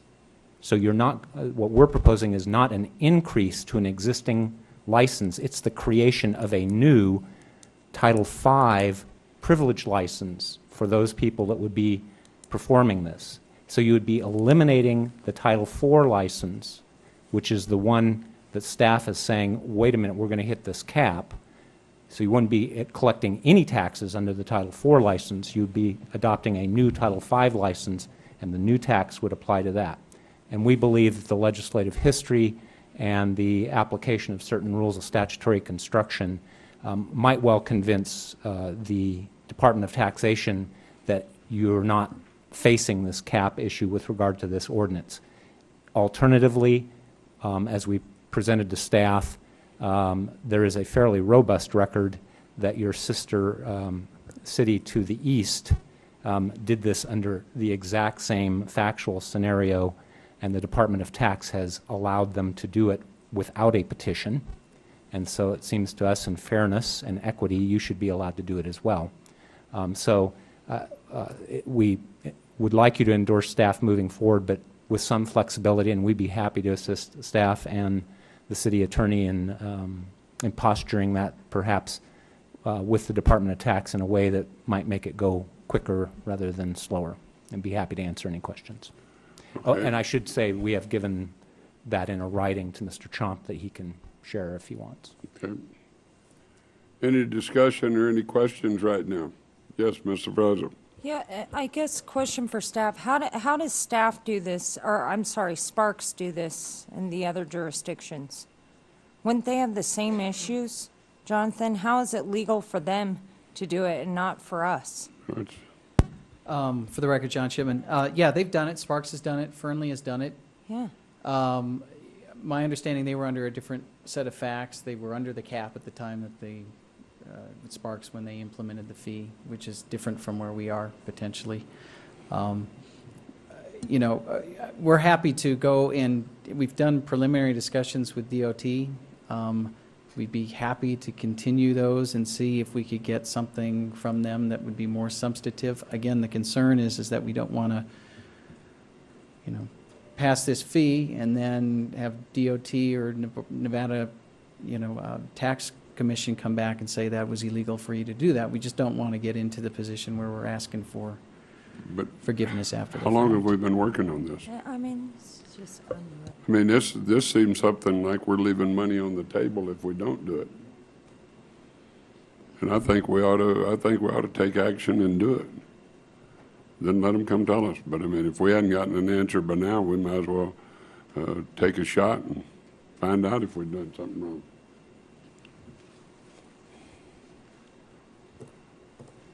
Yes, Mr. Ashef. You know, I think it makes sense to move on this right away. Mr. Mayor, I think Mr. Reasoner brings up a very good point. Maybe there is another alternative that would expedite it. So, I mean, I'd give staff the I'd give the staff the authority to actually sit down and craft it in such a way that gets to the gets approval ASAP. I mean, that's the bottom line. So would your motion be to authorize them to go to the Nevada tax, but also pursue this other option also? Yeah, which I understand you don't have to ask them for permission. You just basically tell them you're going to do it and move forward. Yeah, let me take a step back. I mean, we could pass it, and potentially it's in violation of state law. So we're not recommending that happen. Right. We would recommend that we would talk to the Department of Taxation first and come back with a definitive opinion. And if it comes back and it says the paradigm that is being suggested by, that Sparks did or Fernley or somebody works and you can do it, we're fine. Then we have our get out of jail free card. If not, do you want us to go to the Nevada Taxation Commission and make the request? Would be the next step if we cannot get a letter out of the Department of Taxation. Because Yeah. at this point, the opinion is we cannot do it because we are subject to the cap. So, you know, that's kind of where we're at. So we need to either get some coverage, some legal coverage out of DOT, or go to the Nevada Tax Commission. Did Sparks already vet this issue? Sparks was in a different, like I said, and Sparks was in a different position potentially. What I've heard from them is that they were under the cap at the time that they But did they do it under a different type of license? Under No, privileged well, license? yeah, and there's some factual issues there about whether and how it was done and whatnot. But at the end of the day, you know, from what I've been told secondhand and from Sparks is that they were under the cap so that they didn't have the same limitation that we have. But I guess couldn't you go to the Department of Taxation and say, Sparks did it this way? This would allow us to expedite it and then at least get an opinion from them that we fall in that same category as Sparks, as Dan has suggested. And if they say no, then you obviously have to file the application and take the longer route, correct? Right, and if that's the motion to authorize us to do that, we're fine doing that today. Okay. I just wanted to make sure that if it came back and we couldn't get an opinion out Oh, of no, absolutely move forward. then move forward and getting it go to the Nevada Taxation Commission. So is that your motion, Mr. Dorch? Pierre? No, if that's Pierre's motion, I'll second it. That would be the motion. I mean, we want to Okay, I've expedite got a this, motion and a obviously. second. All in favor, say aye. Aye. Those that oppose, no. Motion carries unanimously. And I'd like, Mr. Reeser, thanks for the recommendation. We do appreciate that. In the meantime, it doesn't preclude donations to the city. No. You can just write checks, that's okay, that's legal. Maybe not. All right, item J4. Item J4, update discussion, potential direction to staff on increasing the right-of-way toll for water consumers within the city jurisdiction. Yes, sir. For the record, John Flansburgh, Director of Public Works. This item is just informational for council. We do have the ability, we are currently capturing 3% on the Tumwa water bills, and we have the ability to go to 5%. We just wanted to bring this to your attention in case you want to do something with it. Have us look into a business impact statement and go through that process. So it's strictly information for the council. Now, where is Sparks right now on this? Sparks is at 5%. The county? They don't collect it at all. They don't collect it at all. They've got a different system. But we have the right to go from 3 to 5. We do. Well, again, under these circumstances, I'm afraid we need to, myself. Yes. Yeah, I just want to say, I think it's, I understand that Washoe County doesn't charge, but for Tumwa, they only have a very, very few customers at Tumwa. Right. So I don't want to say that, I don't know what they're doing with their water company. I think that they're comparable. Since they own the water company, they charge it all. Right. So that's the issue. I don't know whether they put some of that toward that. But it's going to take 6 months to do a business impact study? So I thought what we talked about before was, I thought the business impact was going to come to us in January. That we'd already talked about this so that we'd be ready to move. Right.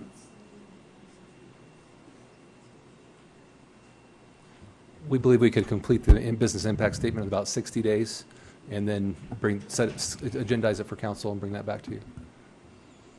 Okay. Yes, Mr. President. Yeah, and I don't know who this would be a question for, maybe the city manager's office. Do we have a shortfall in what, if this is done, what's the money going to be used for? I mean, what's the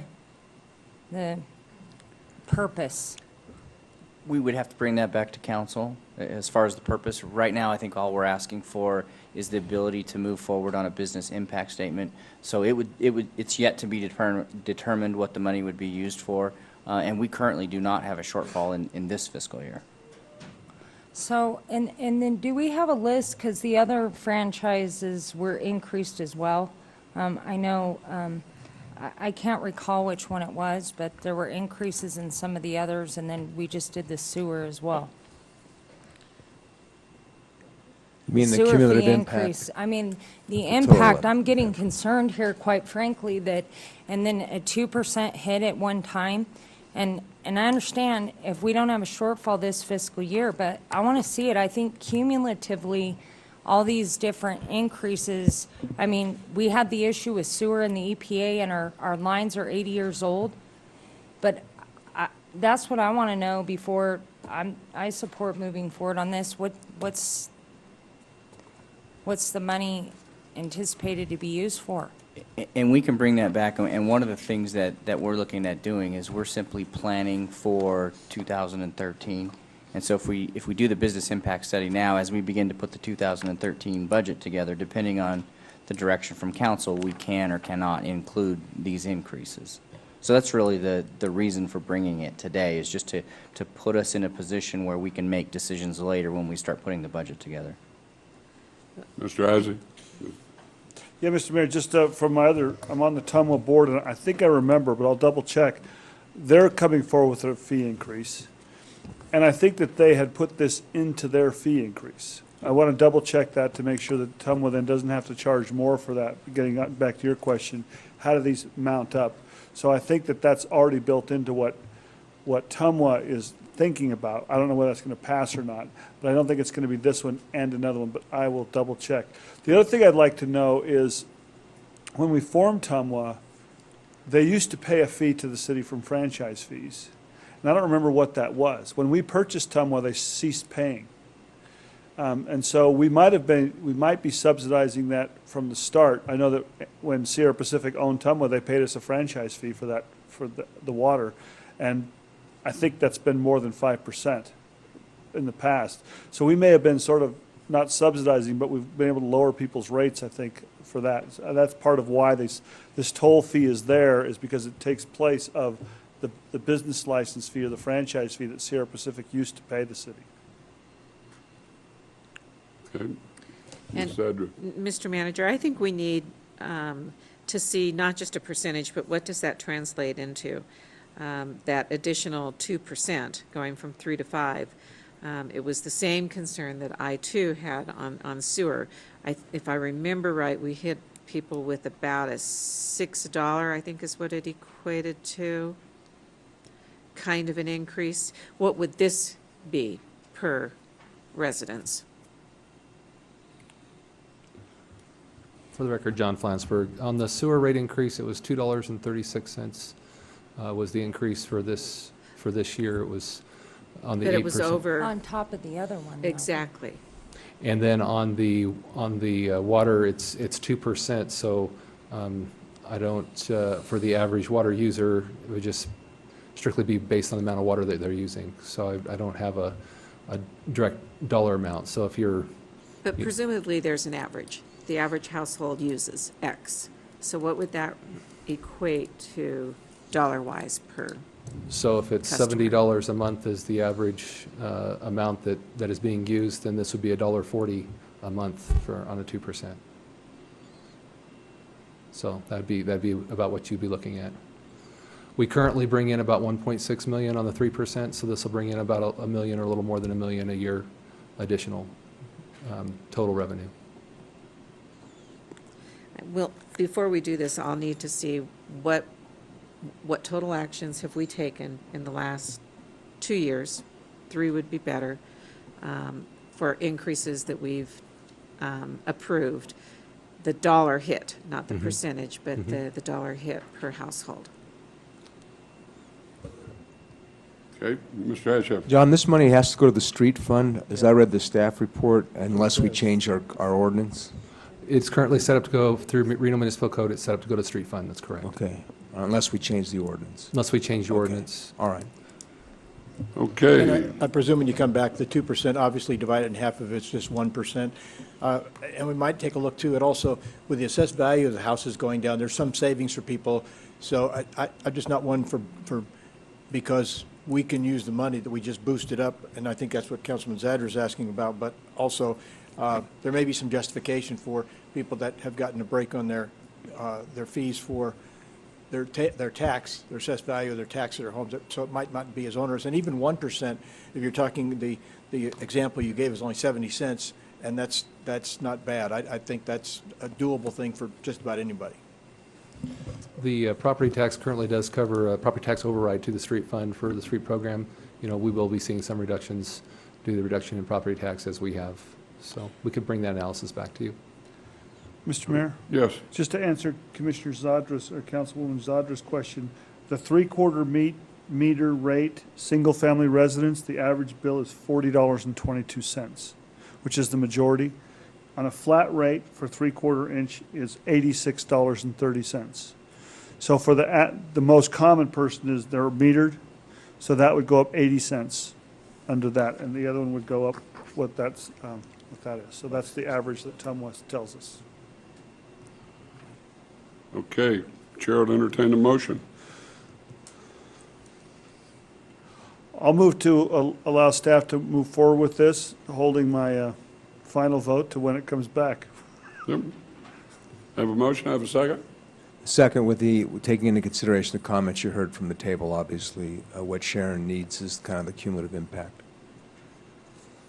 I have a motion, second. Any further discussion? All in favor say aye. Aye. Those that oppose, no. Motion No. show the vote 6-1. Okay. We've got that at 4 o'clock. J8.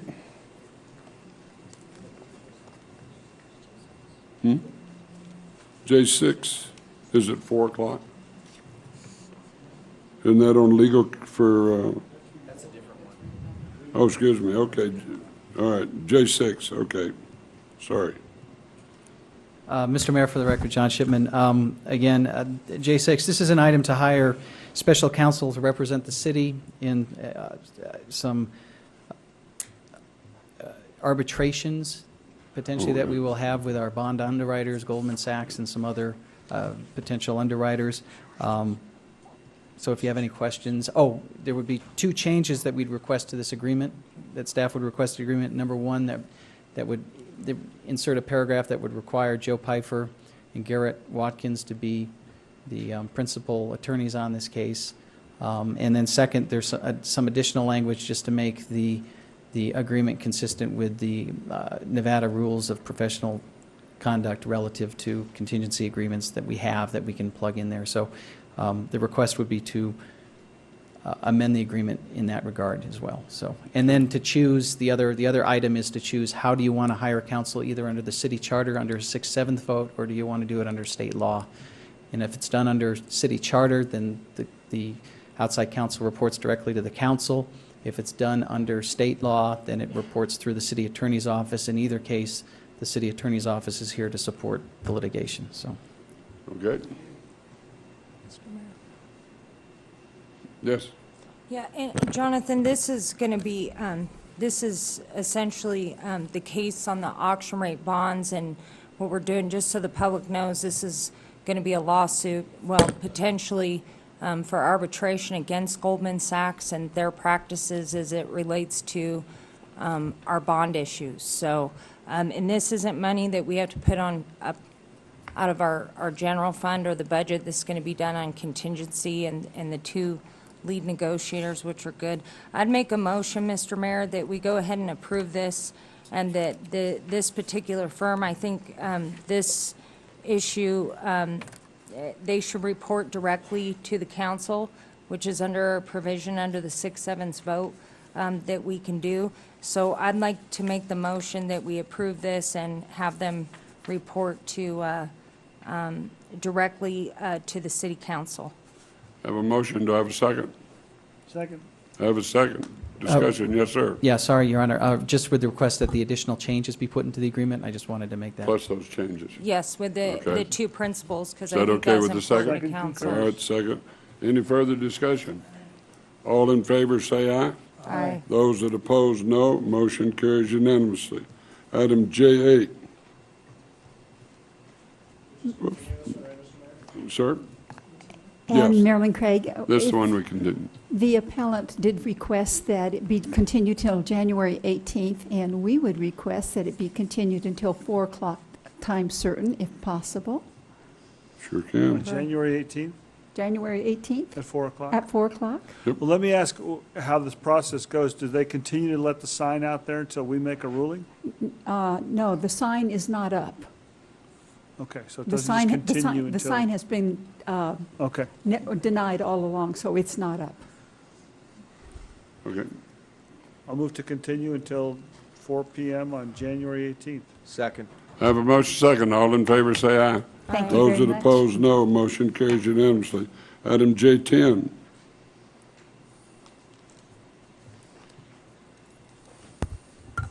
Good afternoon, Robert Chisel, Finance Director.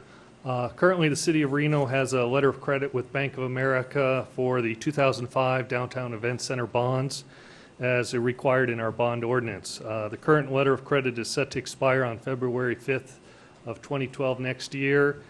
Staff has requested a 3-year extension with Bank of America, and we are in negotiations with them on that letter of credit extension. And as we are through those negotiations, we've also requested a 90-day extension to make sure we could negotiate the best deal we can. The bank has agreed to that 90-day extension with no additional costs and maintaining the current terms and arrangements. Staff would recommend approval of the extension for 90 days. Move to approve. I have a motion and a second. All in favor say aye. Aye. Those that oppose, no. Motion carries unanimously. Item J11. Potential direction related to the interlocal agreement of animal control.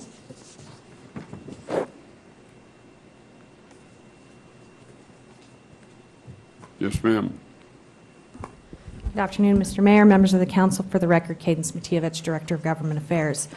I believe that the council has been receiving correspondence via memorandum on animal services, some questions that city staff had sent to the county manager. We did just receive a response on that late yesterday, so we are reviewing those responses.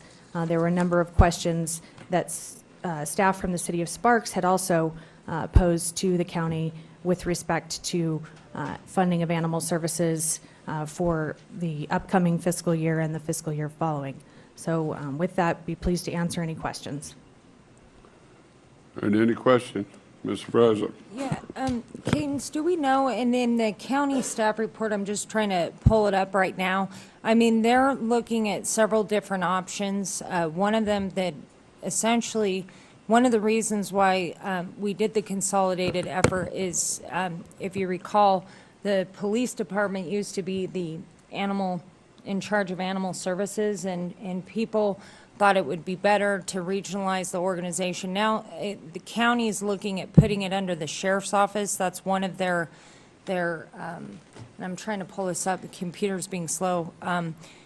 That's one of their proposals, but also they have several different proposals. They're getting rid of staff over there. I don't understand why they forced an early retirement, for example, for the director of animal control, and now they're saying, you know, by their own staff report, who's going to run the facility, things like that. Tracy, have you had the opportunity to look based on what their staff report is over at the county, if they are in compliance with the interlocal by not having an executive director of the animal control operations? Tracy Chase, Reno City Attorney's Office. The interlocal agreement indicates that they have to maintain industry standards, and we put that question over, the city manager put that in the letter from the city, and those are the responses that the county manager responded to us late last night.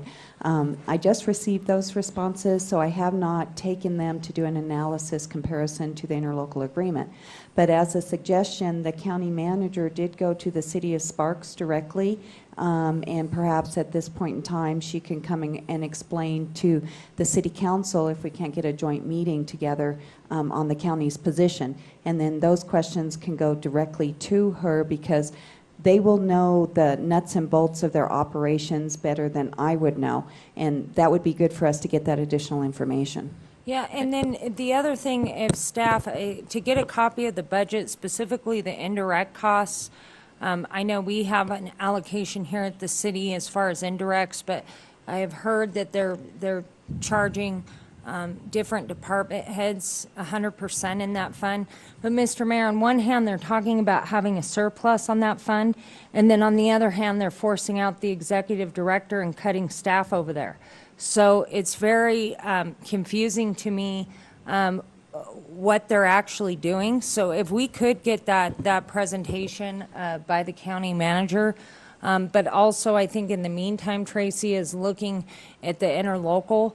And one of the questions I have is on the reserve. You can't tell from their staff report, there's 3 different proposals. One takes the reserve, a portion of the reserve, the $400,000, I believe we had heard the public comment testimony, but yet on the assessments of the property tax bills, it still says that that money is for the animal control.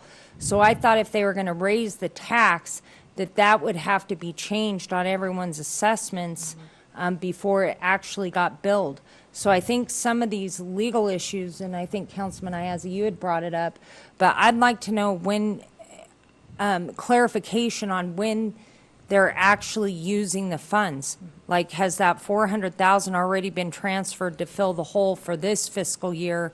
Because they have 3 different proposals. Another one would be to divert, I believe, a penny for next fiscal year. Then after that, it's another diversion of even more than that.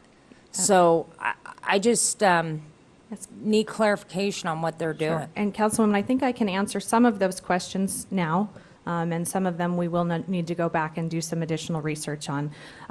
One of your questions about the management of the functions of Washoe County Regional Animal Services within the county as to which department that those services fall under. Currently, those services have been managed under their Public Works I read Department. that. And they are in the process of consolidating a number of departments based on a restructuring of their organization, and are creating a Department of Community Services. And at their meeting yesterday, they contemplated whether or not Animal Services should be under the Division of Community Services, or if they should be under the Sheriff's Office, or if they should consider contracting that out. And ultimately, the Commission did give direction that the function should be transferred to the Sheriff's Office, with direction to the Sheriff that once the transition was complete, that they do pursue if there are portions or if the entire service could in fact be contracted out to an outside agency. To your question, and I think when you refer to the staff report, you may be referring to their staff report from September of this year, when this issue first came to light. And there was some language in that staff report that was confusing to us, some phraseology that's not common, some general fund rate swaps, things like that, that caused some confusion. Those were in the questions that the City of Sparks had posed and questions that we had posed as well. Through that dialogue, I think we have been able to determine that the county does not intend to divert any funds that are collected under, as you say, that special tax, that their intent is to lower the tax rate that's collected for animal services, and then by separate action, their commission would raise their general operating rate.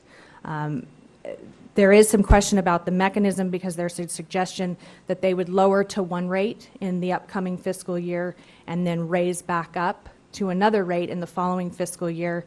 We have posed a question to them as to if that is in compliance with Nevada revised statutes. There are some statutes that prohibit, once you've discontinued a levy, to reimpose it in whole or in part, unless you go back through the original form by which it was imposed, and that was a vote of the people. So they are looking into that. They have not answered that particular question for us, but through our dialogue, it seems clear to us that it is not their intent to divert those funds, but instead to adjust the rates that they're But collecting. when they adjust the rate, do we get back? Because we gave up. We gave up 1% or something. So if they reduce that rate, we should be able to reduce our rate. Or we should be able to raise our rate. No, the way they're anticipating there, Mr. Mayor, that's what they can do. That's not what they originally intended to do. They No. intended just to move it over. But that's exactly what the city of Reno did with this, is we lowered our rate, and then we took a vote to raise the rate again. That's right. So we publicly voted to raise that rate. And that's what the county, if that's what they're anticipating now, they can easily legally do that. They could also legally move that money to animal control without changing their rates. They could just say, we're going to take this amount and move it over there if they choose. They don't have to go through that state law. They could spend their general fund money wherever they choose. They don't have to reimpose it only for animal control. So if they do that, that's a legal way to do it, in my opinion. But the other thing that I don't believe they've talked about, if they lower the rate, Reno, Sparks, and Washoe County all have access to that under the cap. So we could then say, well, we want to be able to use some of that rate. Right. And that's what I think they're missing out of this too. And I believe then that goes to the tax commission as to who actually would get that money, since we're all right at the cap. Right. Sparks could say, hey, if you're going to lower your rate by 2 cents, we want to go take the 2 cents for us. So that puts it all out in the open. So if that's the route they're going to go, in my opinion, what they're doing is legal. Yeah. But that's not what they originally were going to do. No. All right. And we would want to weigh in on that process. Because then Absolutely. it creates another inequity, Mr. Mayor, where you That's right. have and I'm sympathetic to what the county's going through, but we're going through the same challenges. So, I mean, we have senior services and other things that we have to provide, but that means the majority of the Reno taxpayers are paying something over for the county services. Which is truly unfair and really violates the spirit of that ballot question, whether they can do it or not. And Councilwoman Sferraza, I certainly don't want to speak for the council of the city of Sparks, but that was very much the nature of the question and the conversation that happened when the county manager appeared at their council meeting earlier this month. The council communicated to her that it was their feeling that that perhaps even if you could do something, doesn't necessarily mean that it's the right thing to do. And the county manager indicated that she would communicate that back to the commissioners, that this potentially, if they took that action, that it may erode the trust of the voters and hurt everyone's ability to go out to the voters on something like this in the future. So the game plan would be to have this joint meeting, correct? To have, and I would assume Sparks would want to be at the table too, correct? Yes, Councilman. Because I thought there was some testimony from some of the Sparks council persons that they would agree, they would be okay with what the county was doing as long as we had an agreement on where that money would go, for example, to senior services. Yes, as Councilwoman Sferraza said, they indicated that they are sensitive to the fact that the county is undergoing, the same challenges that all local governments are undergoing, that we have reduced revenues, and in some areas, perhaps seniors and others, actually increased demand for services, and that they, as partners to the interlocal agreement, had just hoped for an opportunity to have a discussion about this before the action took place. We had extended a request to the county manager to come and speak to the council. Unfortunately, she was not available at either one of your scheduled dates in December, and has indicated that she would be willing to come back in January if it's your desire, and certainly if it's your direction, we'll work with her to see if she would be available for either of your dates in January. Additionally, at yesterday's county commission meeting, the commission directed the chairman and the county manager to meet with Mr. Klinger and our mayor, Mr. Carey, and Mayor Martini in January to schedule a joint meeting date in February. Okay. So they refused my request to have a meeting with the council and the commission. I don't know, Mayor, that I would characterize it as a refusal. Well, they didn't accept my offer. They've come back with a gerrymandered request saying that they will meet with the city manager of Reno and Sparks and the county manager and the mayor of Sparks and the chairman of the county commissioners in February, not January, not December. I requested this 2 to 3 weeks ago that we have this, and they have refused that now, and now they want to go to, instead of a joint meeting that I requested, they want to go to a selected meeting.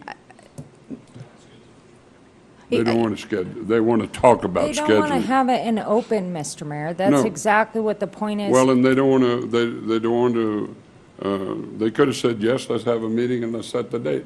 We don't need to get together, the mayors and everybody else, to ask about setting the date. They could have passed, yes, we want a date. Mr. Klinger could have gotten in touch with them and said, let's figure out a date. Well, the other issue is you wanted to have a meeting with them to discuss the fire issues. I don't know where Sparks is, why they would be at that meeting. Well, that's right, and Sparks doesn't want to be at that meeting if we're talking about fire and stuff. They have no desire. But, Mr. Mayor, I think really, too, I know we had the public comment under the senior services issue, which is important to me, too, but it's important to recognize that the county has the ability to increase revenues. They can do it. They have the ability. Unlike the city of Reno, under the cap, they do have the access to the motor vehicle fee and some other charges, and they haven't looked at that. They're just looking at diverting funds on voter-approved funds. So I think this is just something that they're trying to do, again, to divert and mislead the taxpayers. And what I understood is the county manager was going to bring this back to the county board of commissioners sometime in January, probably no later than February. So the sooner that we have the meeting, Mr. Mayor, the better. That was my understanding. And Councilman, the latest information that I have is that the final determination on this would not come back before the commission until they have their budget hearings. That's what I originally thought too. So I may be misinformed, but I thought Katie at the Senior Advisory Board, County Senior Advisory Board meeting indicated that it was going to go back to the commission, maybe not some formal setting, but that discussion was going to take place earlier than their budget session. And I was told January, February, so that might be wrong, but. And it may not be wrong or right. I just hadn't heard that. In her response to the Sparks City Council questions and timing as to when this would happen, she indicated that the final decision on this would be made as part of the budget process. And the Sparks City Council members indicated that they would be present, that they intended to be present at those hearings and to voice their concerns on the issue at that time. Okay. Except they've already been cutting the budget for animal control. They just haven't been moving it over to the general fund. They've already been cutting it. So this isn't a decision made then. It's the decision in the budget is going to be, can we scoop that money and put it into our general fund? They're already cutting the animal control budget. That's right. So as Councilman Sfraz says, they're saying, here's an account that has more money than we need, but we need to cut, without even saying that animal services is overstaffed or anything. They're just saying we want to cut costs everywhere. But here's a fund that's overfunded.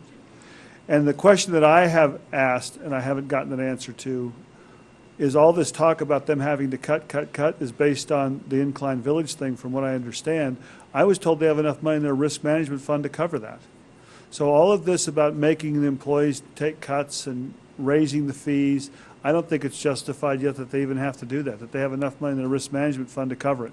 And they are using this as an excuse to cut people's salaries, in my opinion. All right. Well, I don't want to predetermine the outcome, but ultimately, or the solution. So, I mean, the sooner we get together with the county, the better. Well, I'm hoping they will do that in February when they've asked for the meeting. Well, it's not a joint meeting. It's a small meeting of the city managers, the mayors, and the chairman of the county commission. And I don't really know why Sparks would even come to that meeting if we're going to be talking about fire. And Mr. Mayor, quite frankly, why would we? If they want to have it a private meeting that isn't in the public for the entire elected boards to have the conversation, why would we participate in that? That's disguised. I requested a meeting with the full county commission and the Reno City Council, and so far it looks like I've been rebuffed. Okay. Now, what item are we on? I get so excited when we're talking here. What item are we on?